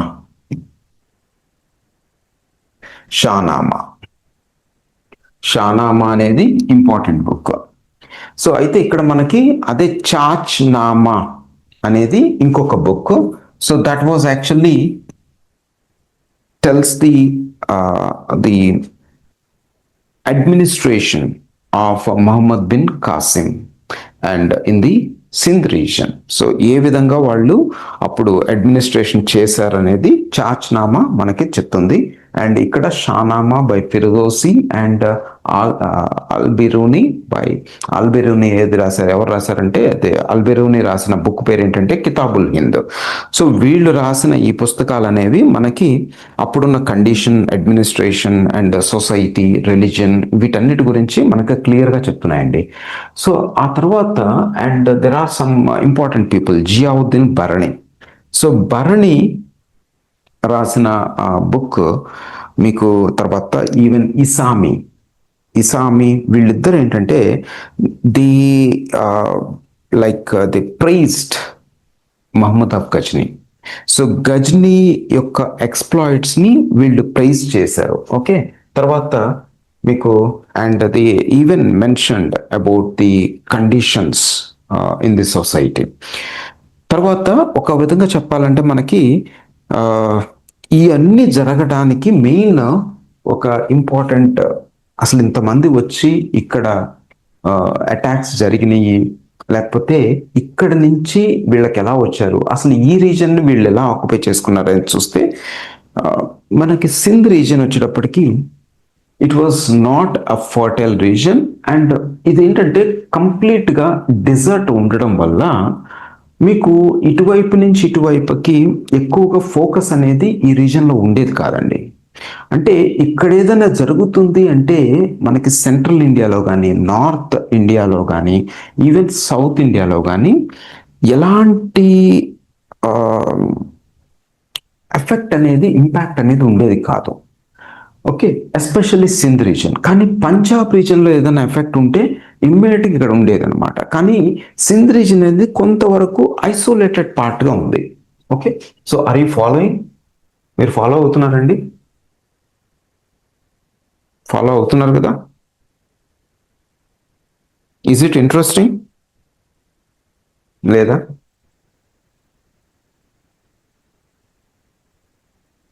వింటున్నారా? అది కూడా లేదా, జస్ట్ ఆన్లైన్లో ఉన్నారు అంతేనా? Ritwik,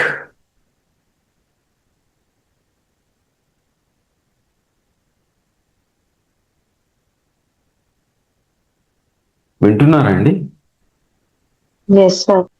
okay okay fine. Okay, అయితే ఇంట్రెస్టింగ్ థింగ్ ఏంటంటే ఇది మొత్తం కంప్లీట్గా ఐసోలేటెడ్ పార్ట్గా ఉండడము, that was first thing. And of course ఇక్కడ ఉన్న రిసోర్సెస్ అనేవి మిగిలిన వాటితో పోల్చుకుంటే అంత ఎక్కువ లేవు, దట్ వాజ్ అనదర్ థింగ్. ఇంకొకటి ఏంటంటే ఐ వాజ్ టాకింగ్ అబౌట్ ఇది ఎప్పుడండి 1000 కదా, ఇది 1000. ఇక్కడ మళ్ళా మహమ్మద్ బిన్ కాసిం వచ్చింది ఇక్కడ 712. ఓకే, 712లో వచ్చినప్పుడు ఇమ్మీడియట్గా ఒక విత్ ఇన్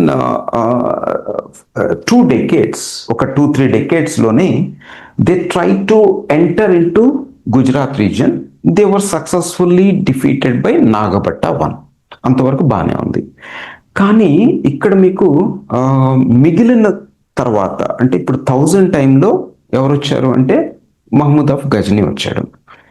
సో నేను ఒక 3 ఇంపార్టెంట్ కింగ్డమ్స్ గురించి మనం డిస్కస్ చేసాము, the early part of medieval అని చెప్పేసి. సో 753 టైంలో there was an important dynasty started controlling the Deccan reason. So అదేంటి? రాష్ట్రకూట.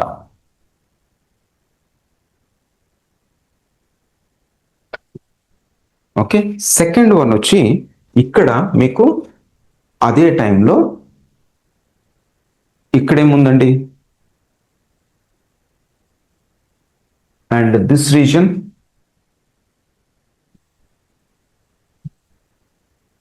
ఒక 3 డైనాసిటీస్ రూల్ చేశాయని చెప్పాను. ఏంటవి? The beginning of medieval period. పేర్లు చెప్పాలి, ట్రై చేయండి, ఏం పర్లేదు.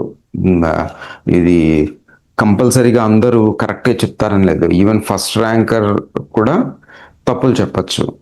స్లోగా వాళ్ళు ఏంటంటే నంబర్ ఆఫ్ రివిజన్స్ లేకపోతే బాగా ఎక్సర్సైజ్ చేయడం గుర్తు తెచ్చుకోవడానికి ప్రయత్నించడం, దానివల్ల ఏంటంటే దే ఫైనల్లీ సక్సెడ్.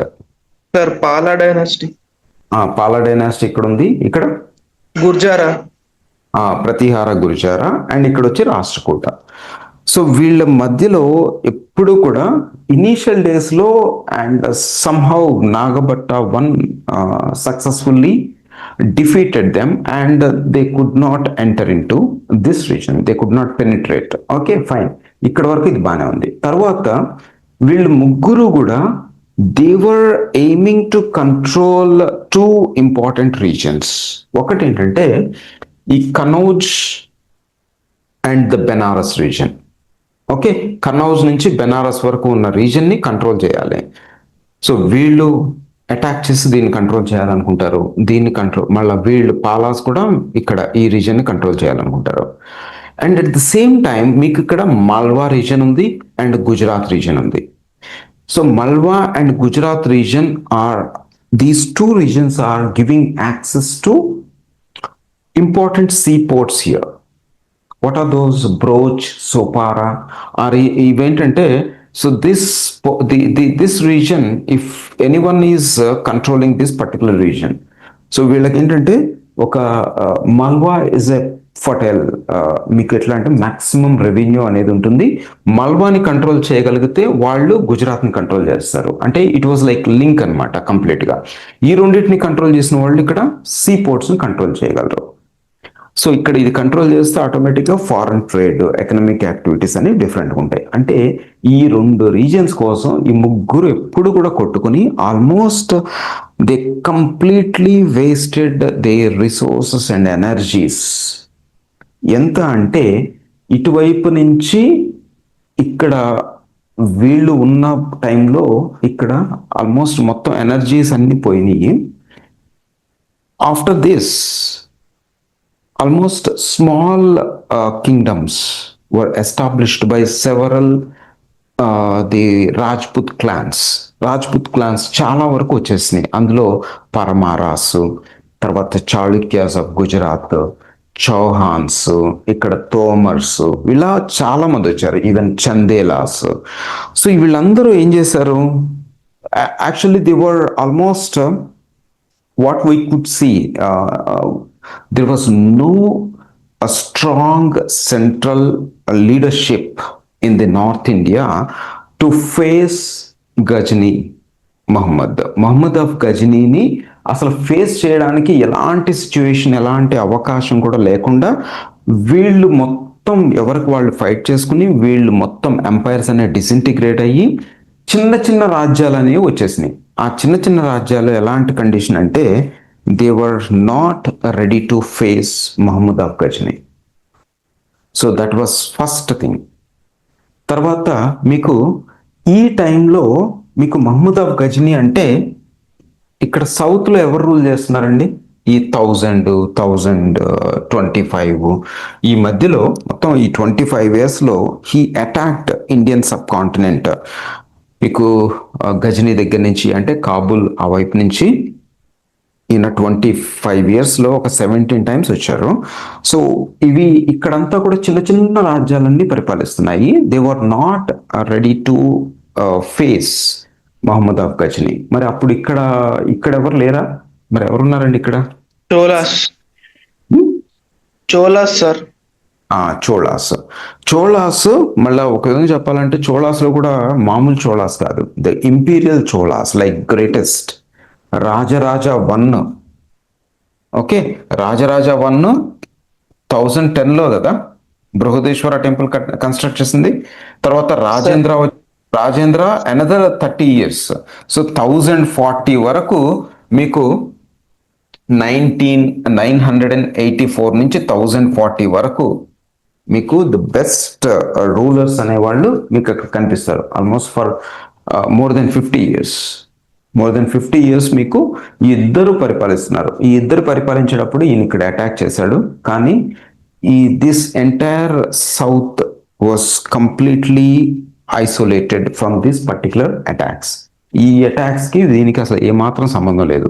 ఆయన బహుశా ఇటు ఏమన్నా వచ్చి ఉంటే ఏమన్నా ప్రాబ్లం ఫేస్ చేసేవాళ్ళేమో కానీ, but otherwise he restricted himself to this region, and also finally he attacked Somnath. అది కూడా ఒకటే అటాక్ అండి. సో ఇది 1025లో జరిగింది. So he successfully looted the maximum wealth, that means gold, ఒక టన్స్ అనమాట, 7 tons, nearly 7 tons of gold was looted by Mahmud of Ghazni from the Somnath temple. So ఇది మొత్తం మనకి ఒక ఎత్తు. సో దీనికి కంప్లీట్గా ఆపోజిట్గా ముయిజుద్దీన్ మొహమ్మద్ శామ్. సో ఈయన చనిపోవడానికి ఈయన రావడానికి మధ్యలో గ్యాప్ 150 సంవత్సరాలు ఉందండి. Almost he lived till 1030. ఇది కూడా కొంతవరకు ఏంటంటే కొంతమంది 30 అంటారు, 35 అంటారు. సో ఓవరాల్గా ఇది జరిగిన తర్వాత కొన్ని సంవత్సరాల వరకు ఈయన బతుకున్నాడు. సో ఇక్కడ వచ్చేటప్పటికి 1030లో ఈయన చనిపోతే ఈయన ఎప్పుడు వచ్చాడు? 1192, అంటే ఆల్మోస్ట్ మీకు 150 years గ్యాప్ ఉంది. ఓకే, ఈ 150 years గ్యాప్లో చాలా చేంజెస్ వచ్చేసినాయి. సో ఇక్కడ ఏంటంటే ఇక్కడ some people may think that Indians were not united, Indians were, అదేం లేదండి ఇక్కడ. So their strategy was completely different. ఇక్కడ ఏంటంటే వీళ్ళకి ఒక ఎవ్రీథింగ్ ఇక్కడ every attack was completely directed towards like the looting the wealth. That means wealth of India attracted them. Okay, wealth of India attracted them, and అది initiation. దాంతో ఏంటంటే ఒక టెరిటరీని occupy చేసి ఒక గవర్నర్ని పెట్టాలా లేదా అనేది ఇనీషియల్గా వీళ్ళు ఆలోచించలేదు. ఎవరు? మహమ్మద్ ఆఫ్ గజ్నీ అనేది అసలు దాని గురించి ఆలోచించలేదు. Yes, Moizuddin Mohammed Ghori Sam thought about it, and he started occupying, and he started installing his own slaves at several important places. So అందులో మీకు ఇక్కడ కుబాచా వాస్ కుబాచా, తర్వాత నెక్స్ట్ యల్దుజ్, ఇక్కడ కుతుబుద్దీన్ ఐబక్. సో ఇతన్ని ఏం చేశారంటే ముల్తాన్ అండ్ పూచ్ రీజియన్లో పెట్టడం జరిగింది. ముల్తాన్ అండ్ పూచ్. యల్దుజ్ వచ్చేటప్పటికి ఈ కుతుబుద్దీన్ ఐబక్ వచ్చి ఢిల్లీ రీజియన్లో. యల్దుజ్ ఎప్పుడైతే ఇతను మొయిజుద్దీన్ మొహమ్మద్ చనిపోయాడో, it was in the year he was assassinated by a group of Khokhar tribes. Okay, మొత్తం వాళ్ళంతా కలిసి అసాసినేట్ చేశారు, and he was assassinated on the banks of the river Indus. అప్పుడు Yildiz was his favourite slave, and automatically Yildiz succeeded Muizuddin Mohammed Sam. అయితే ఇక్కడ Yildiz condition ఏంటంటే he was holding the throne of Ghazni. That's why what he they thought Aibak and Kubacha should be subordinated to him. So వాళ్ళు ఈయనకి సబార్డినేట్స్గా ఉండాలనేది ఆయన. కానీ ఇక్కడ జరిగిన ఇన్సిడెంట్ ఏంటంటే కంప్లీట్గా ఐబక్కి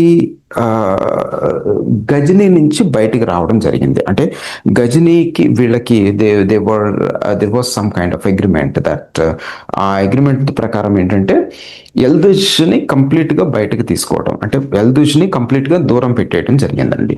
so that was the actual the beginning of Delhi sultanate. So Delhi sultanate ఎప్పుడు జరిగింది అంటే మొత్తం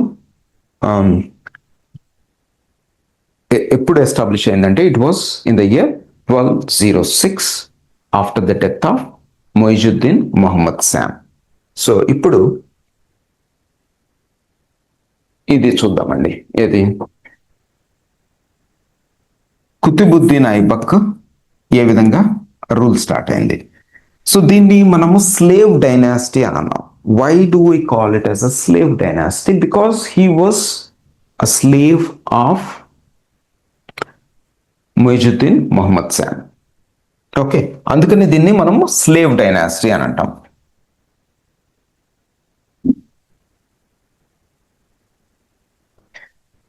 so this was actually even Balban విషయం చూసుకున్నా కానీ బాల్బన్ కూడా ఒక స్లేవే ఇల్తుత్మిష్కి. సో కానీ అతను he belongs to some other tribe, Ilbari tribe అనమాట. That's why we call like we use different terms while discussing this entire slave dynasty. So ఇప్పుడు మనము స్లేవ్ డైనాసిటీ అంటే ఏ ఇయర్ నుంచి ఏ ఇయర్ వరకు అండి ఒకసారి చెప్తారా? ఏ సంవత్సరం నుంచి ఏ సంవత్సరం వరకు వీళ్ళు రూల్ చేశారో ఒకసారి చెప్తారా నాకు? ఏ సంవత్సరం నుంచి ఏ సంవత్సరం వరకు రూల్ చేస్తారో ఒకసారి చెప్తారా?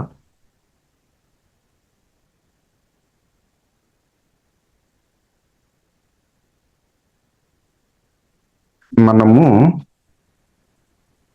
ఈరోజు క్లాస్ స్టార్ట్ అయినప్పుడు నేను చెప్పాను ఇది.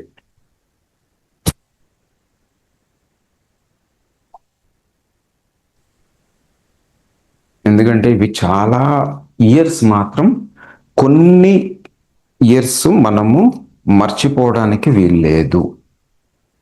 అది స్పెసిఫిక్గా మెన్షన్ చేయాల్సి ఉంటుంది. అట్లీస్ట్ ఇప్పుడు మనము ఒక ఒక ఒక ఒక 10 ఇయర్స్ మనం డిస్కస్ చేస్తే అందులో కనీసం 3-4 మీరు గుర్తుపెట్టుకోవాలి. నేను చెప్పే ప్రతి సంవత్సరం కూడా ఏంటంటే కొంచెం ఇంపార్టెంట్ ఉన్నప్పుడే మనం చెప్తాం. అదర్వైజ్ నేను వీలున్నంత వరకు ఇయర్స్ని అవాయిడ్ చేయడానికి ట్రై చేస్తాను. సో చెప్పండి, ఏ సంవత్సరం నుంచి ఏ సంవత్సరం వరకు?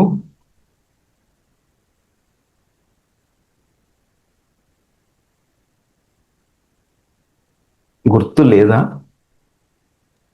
1206 to 1290. 1206 to 1290. 1290. Okay.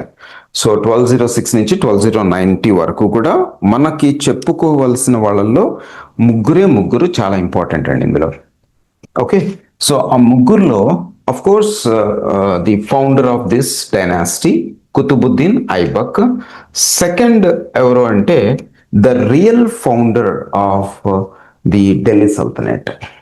Of course real founder అంటే మనకి ఇప్పుడు he was the one who founded this one. Real founder అంటే he consolidated the empire, that means Delhi sultanate మొత్తం టెరిటరీ మొత్తాన్ని కన్సాలిడేట్ చేసి and he quelled all rebellions. ఆయన ఎవరు అంటే ఇల్తుత్మిష్. నెక్స్ట్ ఇంపార్టెంట్ ఎవరు అంటే బాల్బన్. ఆయన నాయబ్ సుల్తాన్ లాగా, అంటే he was a deputy of the sultan గా ఒక 20 ఇయర్స్ తర్వాత ఆయననే రూల్ చేయడం అనేది ఇంకొక 20 ఇయర్స్ జరిగింది. Almost 40 years he was at helm of the Delhi sultanate empire. Okay. So దీనిలో మనకి నార్త్ ఇండియా మొత్తం కూడా వీళ్ళ కంట్రోల్లోకి వచ్చేసింది ఆటోమేటిక్గా, మ్యాక్సిమం పార్ట్. ఇప్పుడు మనము ఒక్కొక్కటి చూస్తే ఇక్కడ మీకు they attacked and controlled many regions. అందులో మీకు అజ్మీర్, రణతంబోర్. సో అజ్మీర్ అండ్ రణతంబోర్ వీళ్ళకి డైరెక్ట్ రూల్ లేకపోయినా they allowed Prithviraj Chauhan to continue his rule. So అది ఫస్ట్ థింగ్. తర్వాత ఏంటంటే దే అటాక్డ్ అండ్ వాళ్ళ తర్వాత పృథ్వీరాజ్ చౌహాన్ తర్వాత his son was also defeated and killed. And finally ఇదంతా కూడా వీళ్ళ కంట్రోల్లోకి వెళ్ళిపోయింది. ఓకే. సో తర్వాత మీకు అండ్ ఈవెన్ లక్నౌతీ రీజన్ అంటే ఈ బెంగాల్ వైపు. So even that was also under their control. So అక్కడ కూడా అటాక్ జరిగింది. అక్కడ అటాక్ చేసిన వాళ్ళు ఎవరు అంటే మీకు ఖల్జీ మాలిక్స్ అంటాం, అంటే మహమ్మద్ బిన్ బక్తియార్ ఖిల్జీ. సో బక్తియార్ ఖిల్జీ అటువైపు అతన్ని పంపించడం జరిగింది. సో అది ఒకటి. తర్వాత even of course Ujjain, Multan, ఈ రీజన్స్ అన్నిటి కూడా వీళ్ళు దేవర్ ట్రైంగ్ టు. ఇప్పుడు కుబాచా వాస్, నేనేం చెప్పానంటే Multan and Uch was under the control of Qubacha. And కానీ లాహోర్ రీజన్ వచ్చేటప్పటికి ఇట్ వాజ్ లైక్ కంప్లీట్గా వీళ్ళ ముగ్గురు కూడా లాహోర్ని కంట్రోల్ చేయాలనుకుంటారు. ఎవరు? ఎల్దుజ్, కుబాషా అండ్ ఈవెన్ ఐబక్ లాహోర్ని కంట్రోల్ చేయాలనుకుంటారు. కానీ ఏంటంటే ఇంట్రెస్టింగ్ థింగ్ ఏంటంటే కుతుబుద్దీన్ ఐబక్ క్యాపిటల్ వచ్చేటప్పటికి లాహోర్లో పెట్టుకున్నాడు. ఎందుకంటే లాహోర్ నుంచి nobles invited him to take the rains of the Kingdom. So దానికి మొత్తం అంతా కూడా ఈయన లాహోర్కి వెళ్ళి ఆయన చేస్తున్నాడు. అయితే ఇక్కడ మెయిన్ ఏంటంటే ఇంట్రెస్టింగ్ పార్ట్, ఇక్కడ there was some kind of the problem with in the administration. ఆ అడ్మినిస్ట్రేషన్లో ఉన్న ప్రాబ్లం ఏంటంటే Turkish nobles were completely they fought and they wanted to enjoy the power of the authority అనేది వాళ్ళు కంప్లీట్గా వాళ్ళ కంట్రోల్లో ఉంచుకోవాలనుకుంటారు. సో దాన్ని బట్టి ఒకళ్ళ మీద ఒకళ్ళు, సో ఈ ఫ్యాక్షనలిజం అనేది ఉంది. సో దాన్ని ఎండ్ చేయాలి. So that was the first thing. ఎందుకంటే ఇక్కడ కొంతమంది ఏమో ఐబక్ని సపోర్ట్ చేస్తూ, కొంతమంది ఐబక్ని సపోర్ట్ చేయకుండా, so that kind of factionalism continued. So he quelled all rebels. తర్వాత అందులో మీకు ఇంట్రెస్టింగ్ థింగ్ ఏంటంటే ఒకళ్ళ మాట ఇంకొకళ్ళు వినరండి. So they were loyal to their tribe. కానీ ఏంటంటే ఇక్కడ ఒకళ్ళ మాట ఒకళ్ళు వినే పరిస్థితి లేదనమాట. Especially when you look at the Bakhtiyar Khalji and when he was sent by Aibak to ఇక్కడ టు కంట్రోల్ దట్ రీజన్, అప్పుడు మీకు అదే టైంలో ఈయన కూడా చనిపోతారు అనమాట. అంటే ఇక్కడ అడ్మినిస్ట్రేషన్ కోసము ఐబక్ని పెట్టి ఉన్నారు, కాకపోతే ఏంటంటే they were loyal to Muizuddin Muhammad Sam. ఆయన చనిపోయిన తర్వాత Bakhtiyar Khilji he wanted to control and he wanted to get the autonomy and to administer the Lakhnauti and Bihar region. So ఆయన దానికి సెపరేట్గా ఉండాలి ఐబక్ కన్నా కూడా అనేది ఆయన ఆలోచన. సో ఇలాంటి సిచ్యువేషన్లో he continued to rule for 4 years. 1206 నుంచి 1210 వరకు రూల్ చేసిన వాళ్ళు కుతుబుద్దీన్ ఐబక్. సో ఐబక్ వచ్చేటప్పటికి and actually within the nobility there was some kind of factionalism and some were not ready to accept his leadership. Some were not ready. అయితే and he received a deed of the letter from the caliphate నుంచి ఒక letter అనేది ఆయనకు వచ్చిందండి. And along with that he received even 1 chhatri. అంటే ఒక విధంగా చెప్పాలంటే ఆయనకి it was like a small occasion but he made it a big event, so that the people of this region would accept his rule, and he just wanted to legitimize his position. So a legitimate కోసం ఏంటంటే ఒక చిన్న ఈ ఇన్సిడెంట్ని he made it a big event. So ఆ letter of ఇన్వెస్టిట్యూర్ అనేది ఈయనకి ఒక he was allowed to rule అదొకటి. And also Aibak he had some kind of agreement with Elduj because Elduj wants to he was actually మీకు ఒక విధంగా చెప్పాలంటే he just wanted to subordinate these Aibak and Qubacha. కాకపోతే ఆ టైంలో జరిగిన యుద్ధాల్లో there was an agreement between these two, Yildiz and Aibak. Yildiz ఒక లెటర్ ఇచ్చేశాడు అండ్ అదేంటంటే as a slave Aibak could not rule as a sovereign. Okay, so sovereign కింద ఆయన మొత్తం సార్వభౌమాధికారాన్ని ఎంజాయ్ చేయలేడు. సో దానికి ఏంటంటే ఆ స్లేవరీ నుంచి ఆయన్ని విడుదల చేస్తున్నట్టుగా ఒక లెటర్ ఇవ్వడం జరిగింది. So that was one incident. And also another incident ఏంటంటే and he received a letter from caliphate నుంచి ఖలీఫేట్ రిప్రజెంటేటివ్ రావడం జరిగింది and he gave that money. అంటే అబ్బాసిద్ ఖలీఫ్ డైనాసిటీ నుంచి ఒక రిప్రజెంటేటివ్ వచ్చి ఒక లెటర్ ఇవ్వడం వల్ల అండ్ హీ ఫ్రీడ్ హిమ్సెల్ఫ్. ఈ ఒక్క ఇన్సిడెంట్ తోటి ఏమైందంటే that entire Delhi and Lahore region got freed from the Ghazni. అంటే మొత్తం ఆ గజనీ అఫైర్స్ నుంచి కంప్లీట్గా సెపరేట్ అవ్వడం వల్ల మీకు అక్కడ సెంట్రల్ ఏషియాలో జరుగుతున్న ఇన్సిడెంట్స్, వెస్ట్ ఏషియాలో జరుగుతున్న ఇన్సిడెంట్స్ నుంచి కంప్లీట్గా ఇది ఫ్రీ అయిపోయింది ఈ reason. So that's the reason ఇప్పుడు మీకు అక్కడ ఉన్న కాన్ఫ్లిక్ట్స్ కానీ దాంతో ఎలాంటి ప్రభావం, ఇంపాక్ట్ అనేది ఇక్కడ లేదు. So that was the important development that took place during his rain. ఎవరు? ఐబక్ పరిపాలనలో ఇది జరిగింది అనమాట.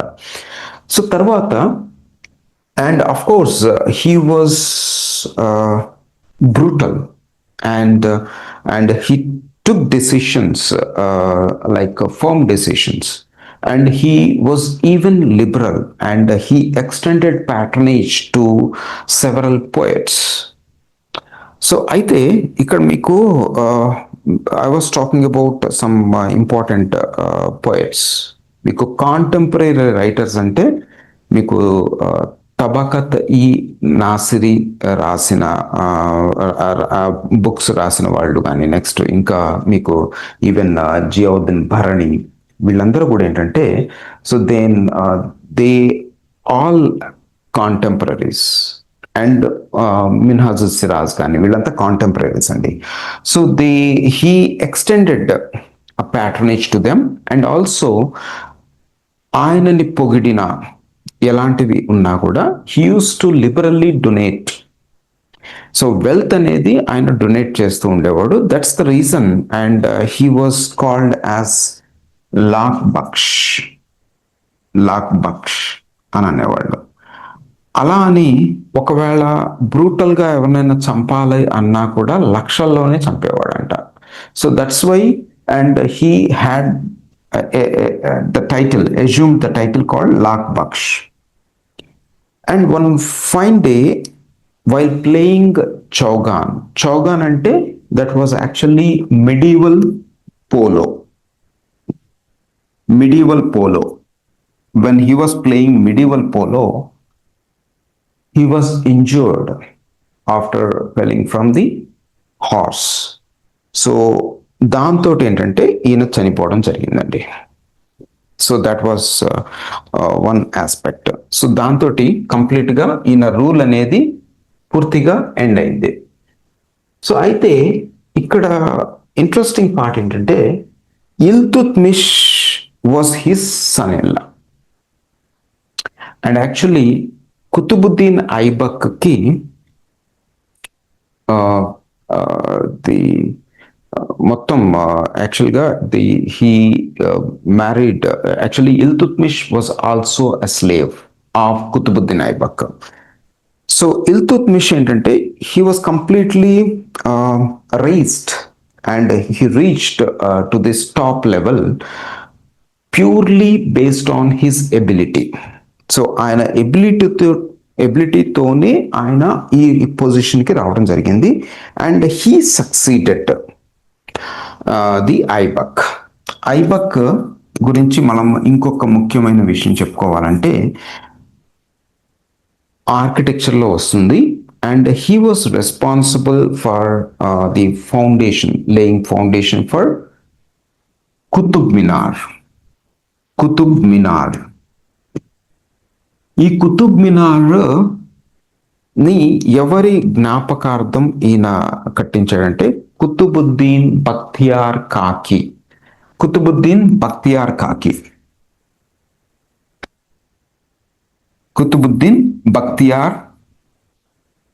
కాకి. సో ఈయన జ్ఞాపకార్థం ఈయన కట్టించడం మొదలుపెట్టిన తర్వాత of course suddenly one day he fell from the horse and he died, okay, while playing Chaugan. That was a medieval polo. Aibak start చేసిన ఈ కుతుబ్ మినార్ని కంప్లీట్ చేసిన వ్యక్తి ఎవరు అంటే Iltutmish. He was actually Shamshuddin Iltutmish. He completed the construction of Qutub Minar. Okay, Iltutmish.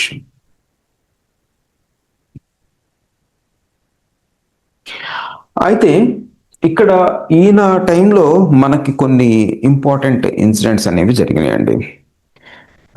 Especially మనకి ఒక 2022లో UPSC అడిగిన question అనమాట, ఆబ్జెక్టివ్లో స్టేట్మెంట్ బేస్డ్ క్వశ్చన్స్లో, like Genghis Khan he entered into India. Okay, so when he was loitering near Indus for 3 months, and he successfully entered into India అనేది statement. That was actually a wrong statement. ఎందుకంటే Genghis Khan was loitering near Indus River while pursuing the Jalaluddin Mangabarni. He was the son of Khwarizm Shah. Khwarizm అనేది ఒక region, so that was actually he's the son Jalaluddin Mangabarni, and he was controlling Ghazni region. So Ghazni region ని ఈయన ఇప్పుడు ఎట్లా అంటే Ghur region was controlled by the Muizuddin Mohammad's brother Ghiyasuddin Mohammad. So Ghiyasuddin Mohammad Ghur region ఎట్లా control చేస్తున్నాడు, even like Ghazni region was controlled by Jalaluddin Mangabarni. So యాక్చువల్గా ఈ ఇల్తుత్మిష్ విషయం వచ్చేటప్పటికి he was the prominent for like some other important activities. దానిలో అత్యంత ముఖ్యమైనది మంగోల్ ఇన్వాషన్ అనేది main.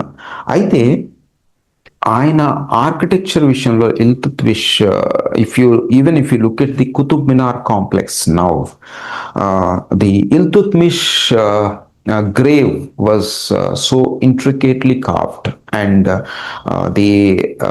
it was like, they used the red sandstone to make that grave, and that was the most important aspect.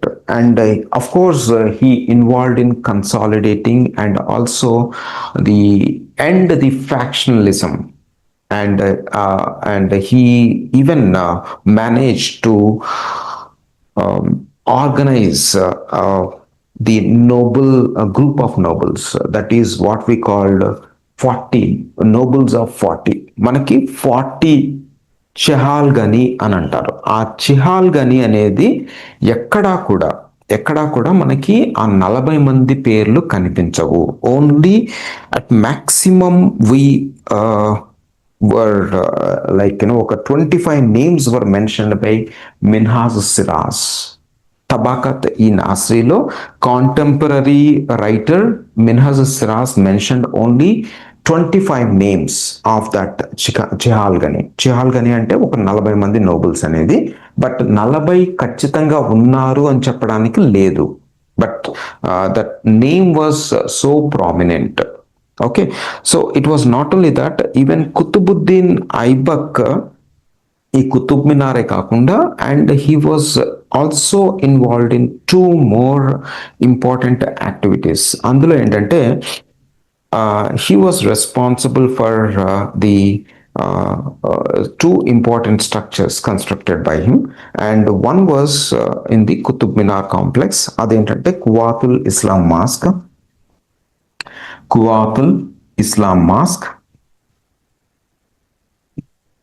Construct చేశారు.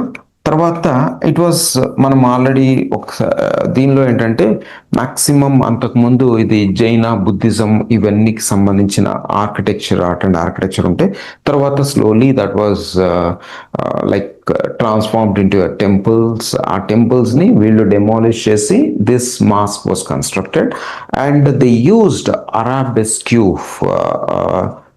Technique. అంటే దే generally they don't use any kind of the figures. So generally they use florals, and also they use the Quran కి సంబంధించిన అన్ని కూడా scriptures అన్ని కూడా they made it like they used that scriptures to design walls of Quwwatul Islam mosque and also the doorways. So that was an important technique that was adopted by this Qutbuddin Aibak. తర్వాత ఏంటంటే so Sanskrit college was they transformed and converted into Adai Din Ka Chopra at Ajmer.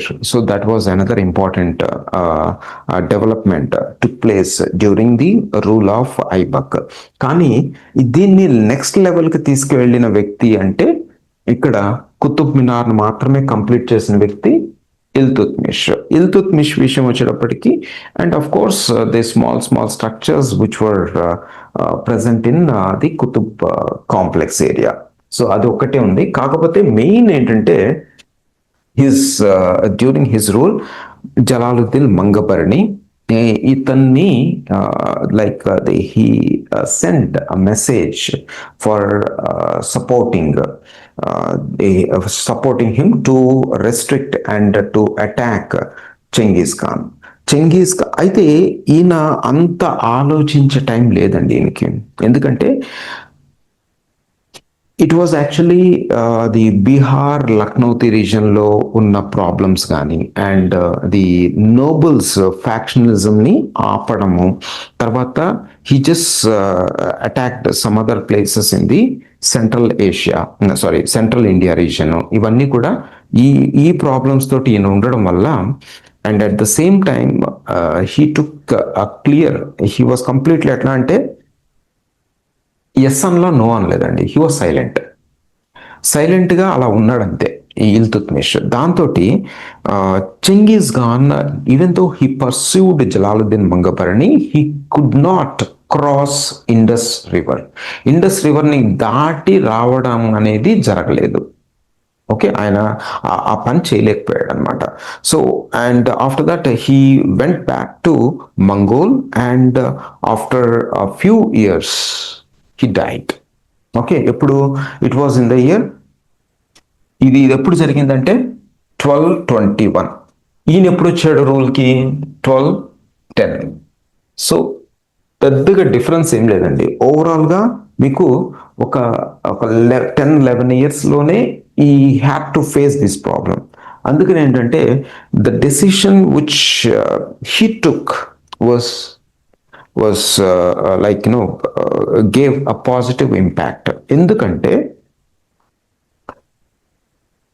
Genghis Khan అసలు ఇటువైపు ఆలోచించి ఈ attack చేయడానికి కారణం ఏంటంటే so some Muslim traders were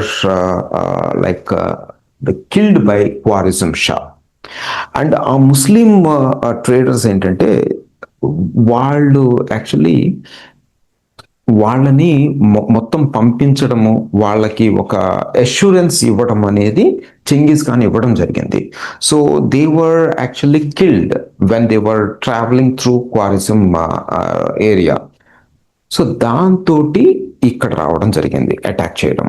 that was first thing. వీళ్ళు ఏంటంటే చెంగిస్ ఖాన్ రావడానికి ముందు ఒక ఆర్మీని ముందు పంపించడం జరుగుతుంది. So Khwarizm Shah was unable to face the onslaught of that particular group.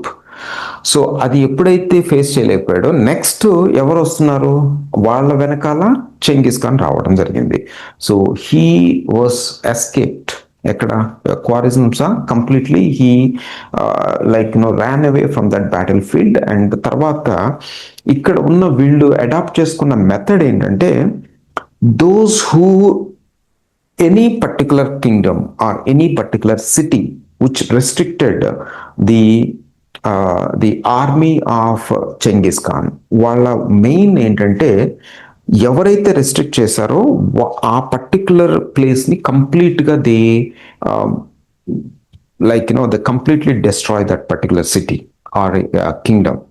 కంప్లీట్గా డెస్ట్రాయ్ చేసేసి అక్కడ ఉన్న ఆర్టిసాన్స్ని ఏం చేసేవాళ్ళు కాదు, అండ్ మెయిన్ ఉమెన్ని ఏం చేసేవాళ్ళు కాదు, చిల్డ్రన్ని ఏం చేసేవాళ్ళు కాదు. They usually kill every men okay, almost మీకు ప్రతి మగవాళ్ళని అందరిని చంపేసేవాళ్ళు. ఓన్లీ ఉమెన్ని ఉంచడము, తర్వాత పిల్లల్ని ఉంచేవాళ్ళు, తర్వాత ఆర్టిసాన్స్ని ఉంచేవాళ్ళు. That's it. సో అలాంటి ఆన్స్లాట్ని ఇల్తుష్మిత్ కంప్లీట్గా అవాయిడ్ చేయగలిగాడు.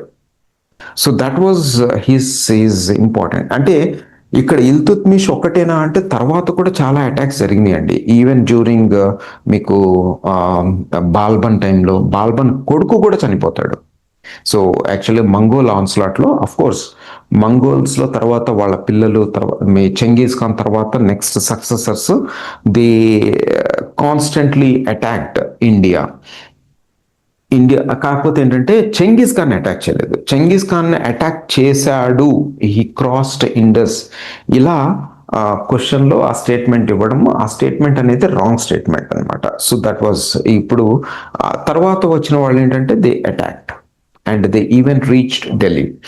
అండ్ అందులో మీకు బాల్బన్ కొడుకు, బాల్బన్ టైంలో జరిగింది. బాల్బన్ కొడుకు కూడా ఇందులో చనిపోతాడు. So they Mongol attacks, Mongol ఇన్వేషన్స్లో. And even Muhammad the Khalji, Alauddin Khalji టైంలో కూడా ఇది జరుగుతుంది. తర్వాత కూడా కొంతవరకు, తర్వాత మాత్రం ఇక మంగోల్ ఇన్వేషన్స్ అనేవి మనకు కనపడవు. Okay, so till 13th century 14th century వరకు మొత్తం అంతా కూడా మనకి మంగోల్ ఇన్వేషన్స్ అనేవి కనిపిస్తాయండి. So that was actually the most of the nobles. ఇక్కడ మీకు ఇల్తుత్మిష్ వచ్చాడు అనగానే యూ కుడ్ సీ సమ్ ఆరామ్ Shah was in the picture. ఆరామ్ షా అని కొంతమంది నోబల్స్ సపోర్ట్ చేశారు. ఓకే, కొంతమంది నోబల్స్ ఆరామ్ షాని సపోర్ట్ చేశారు. బికాస్ యాక్చువల్లీ ఇల్తుత్మిష్ని అందరూ కూడా సపోర్ట్ చేయలేదండి. So that was the main thing. And ఈ నోబల్స్ అందరినీ కూడా, and even he defeated and killed Aram Shah. తర్వాత నోబల్స్ని కూడా ఆయన చంపడం జరుగుతుంది. Somehow he consolidated the empire for next few decades. తర్వాత ఈయన తర్వాత మీకు నెక్స్ట్ రూలరు ఇక ఇందులోకి వచ్చేద్దాం.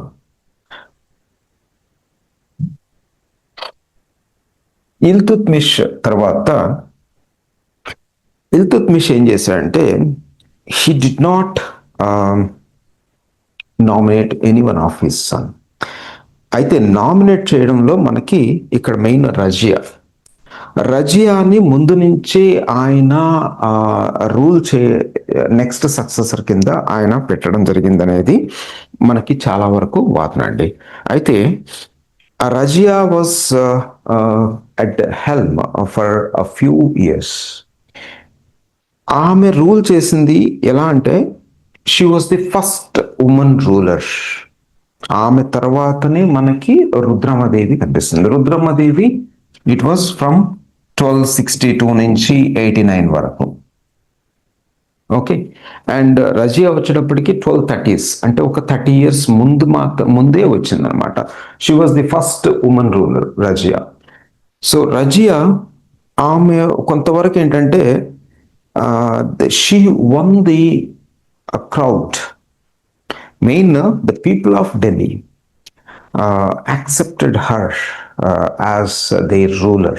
That was and she started attending the court by removing the veil. అంటే మొత్తం ఆమె she unveiled herself so that the people could see her face. So that was another thing. And ఇంకోటి ఏంటంటే ఆమె ఎక్కడికి ట్రావెల్ చేసినా కూడా ఏనుగు మీద కూర్చునే ట్రావెల్ చేసేదండి. And next and the most important, కొంతవరకు ఆమెని యాక్సెప్ట్ చేస్తూ వచ్చారు. ఆమెను యాక్సెప్ట్ చేస్తున్నా కూడా ఆమె తీసుకున్న కొన్ని డెసిషన్స్ ఇక్కడ కంప్లీట్గా నోబిలిటీలో మొత్తం nobles started like they started supporting some other important subordinates like vassals. అక్కడ లాహోర్లో ఉన్న వాళ్ళని వీళ్ళందరికీ కూడా సపోర్ట్ చేయడం మొదలుపెట్టారు. లాహోర్లో ఏమన్నా రెబెలియన్ వచ్చినప్పుడు ఆమె వెళ్ళడం జరిగింది. సో దట్ వాజ్ యాక్చువల్లీ ఎందుకు జరిగిందంటే one Abyssinian was appointed as the important royal imperial post అనేది ఆయనకి ఇవ్వడం జరిగింది. సో అది కంప్లీట్గా ఏంటంటే నోబెల్స్ కంప్లీట్గా ఆమెకి అపోజ్ చేయడం మొదలుపెట్టారు. So it was all about మీకు ఇది నెక్స్ట్ కంటిన్యూ చేద్దాము రేపటి క్లాస్లో మనము స్లేవ్ డైనాసిటీ అనేది కంప్లీట్ అయిపోతుందండి. So we're going to start slave తర్వాత ఖల్జీస్ గురించి మనం చదువుదాము. So most probably tomorrow we're going to complete slave dynasty and we're going to start even Khaljis also. Okay, so ఈ రోజు వరకు ఇంకేమైనా డౌట్స్ ఉంటే నాకు ఒకసారి అడగండి. సో మనము బాల్బన్ గురించి మనం చదవాలి ఇంకా. Ritvik, I just wanted to ask you one important thing. మీరు నేను అడిగాను కదా, సో మీకు ఆన్సర్ దొరికిందా అండి? వెదర్ మేబీ రుద్రమదేవినా గణపతి దేవా, ఎవరు? అది మీకు ఆన్సర్ దొరికిందా? నేను మిమ్మల్ని అడిగాను. గూగుల్లో చూశాను సార్. ఏంటండి? గూగుల్లో చూశాను. ఏమొచ్చింది ఆన్సరు? అయితే గణపతి దేవ ఫోర్ట్ కి ఎక్స్ట్రా స్ట్రక్చర్స్ యాడ్ చేశారని వచ్చింది. రుద్రమదేవి ఫోర్ట్ కి ప్రహరీ కూడా ఉంటది కదా సార్, అది గోడ హైట్ లేపడం, గోడని స్ట్రెంగ్ చేయడం, దాంట్లో హెల్ప్ చేసిందని వచ్చింది సార్. ఎక్స్టెన్సివ్ అనే వర్డ్ గణపతి దేవనా? అంటే స్ట్రక్చర్స్ ఎక్కువ యాడ్ చేసిండు సార్ గణపతి దేవ ఫోర్ట్ కి. అవునా? ఓకే. అయితే రుద్రమదేవి జస్ట్ ఫోర్ట్ పైన కాన్సన్ట్రేట్ చేయకుండా బౌండరీస్ పైన కాన్సన్ట్రేట్ చేసింది సార్. ఓన్లీ బౌండరీస్ ని హైట్ పెంచడం, బౌండరీస్ ని స్ట్రెంగ్ చేయడంలో హెల్ప్ చేసింది రుద్రమదేవి. కాకపోతే గణపతి దేవ ఫోర్ట్ కి ఎక్స్ట్రా స్ట్రక్చర్స్ యాడ్ చేసినట్టు గూగుల్లో వచ్చింది సార్ నాకైతే. అసలు ఎక్స్ట్రా స్ట్రక్చర్స్ యాడ్ చేయటమా లేకపోతే మొత్తం ఫోర్ట్ ని కన్స్ట్రక్ట్ చేయటమా? లేదు సార్, ఉన్న ఫోర్ట్ ని ఎక్స్టెండ్ చేయడం, అంటే స్ట్రక్చర్స్ యాడ్ చేసి ఇంకా ఎక్స్టెండ్ చేయడం ఫోర్ట్ ని. మళ్ళీ ఇంకొకసారి చెక్ చేయండి. సరే సార్, చూస్తాను సార్. ఎందుకంటే ఉన్న ఫోర్ట్ ని ఎక్స్టెండ్ చేయటం కాదు, ఎక్స్టెన్సివ్ గా అది స్ట్రక్చర్స్ ని యాడ్ చేస్తుంది రుద్రమదేవి. ఒకసారి మీరు మళ్ళీ ఒకసారి చెక్ చేస్తే బెస్ట్. మీరు మొత్తం ఫోర్ట్ ని కన్స్ట్రక్ట్ చేసిందే గణపతి దేవ. Okay, so extra structures add చేస్తూ స్ట్రెంగ్తన్ చేసింది రుద్రమదేవి. మీరు ఒక్కసారి మళ్ళీ చెక్ చేయండి. నాకు దీన్ని బట్టి మీరు ఆన్సర్ ఏమనుకుంటున్నారు? ఇప్పుడు మీరు చెప్పిన దాన్ని బట్టి ఆన్సర్ గణపతి దేవ కదా?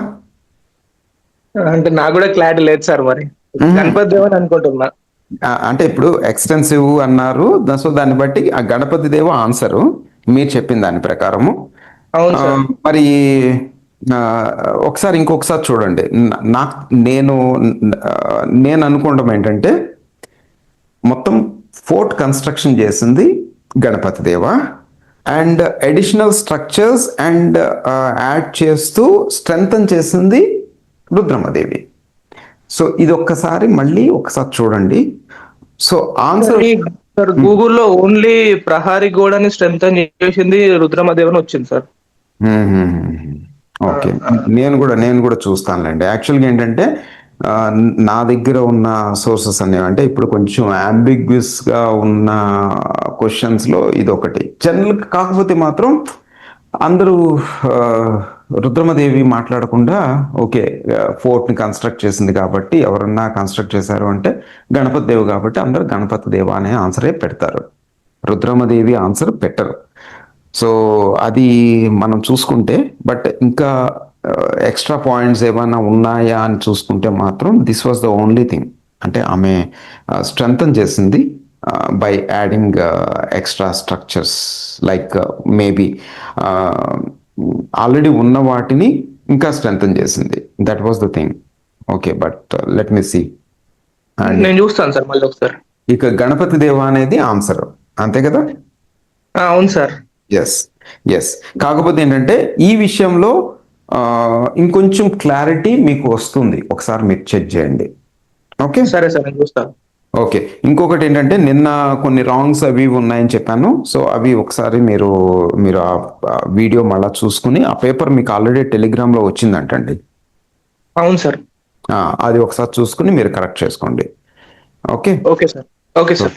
ఈ రోజు ఇంకేమైనా డౌట్స్ ఉన్నాయా? ఇది మనం ఎట్లా అంటే, so we are going to complete entire the slave and most probably we are going to start Khalji dynasty కూడా మనం చూస్తాం రేపు ఒకవేళ అది కుదరకపోతే కనుక ఎల్లుండి మోస్ట్ ప్రాబబ్లీ మనము ఈ వీక్లోనే ఢిల్లీ సల్తనెట్ అయిపోతుందండి. అఫ్ కోర్స్ మనం ఆర్ట్ అండ్ ఆర్కిటెక్చర్ కొంత చెప్పుకుంటున్నాము, స్పెషల్గా మళ్ళీ చెప్దాం, ఎందుకంటే హౌ దే యాడెడ్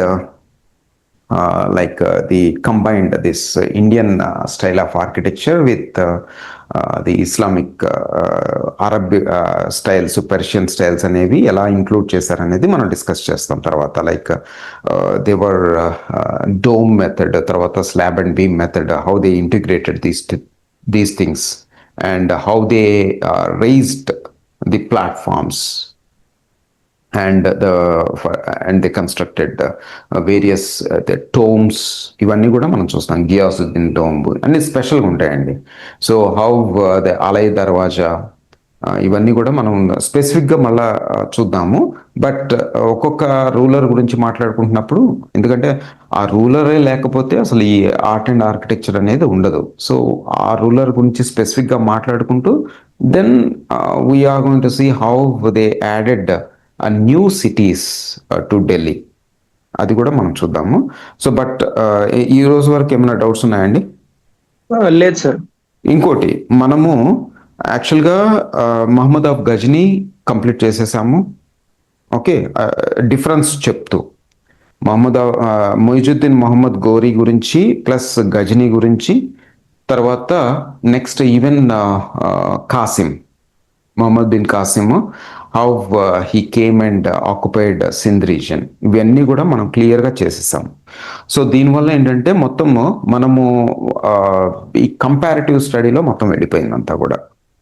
ఆ రీజన్ అసలు ఎందుకు లోపలికి ఎంటర్ అవ్వగలిగారు, ఏ విధంగా కొంతమంది ఓడిపోవడం జరిగింది. Okay, so that clearly I mentioned it. ఇంకేమైనా ఉందండి doubts? No sir. Okay, fine, will close it. Okay sir, thank you. Thank you, welcome.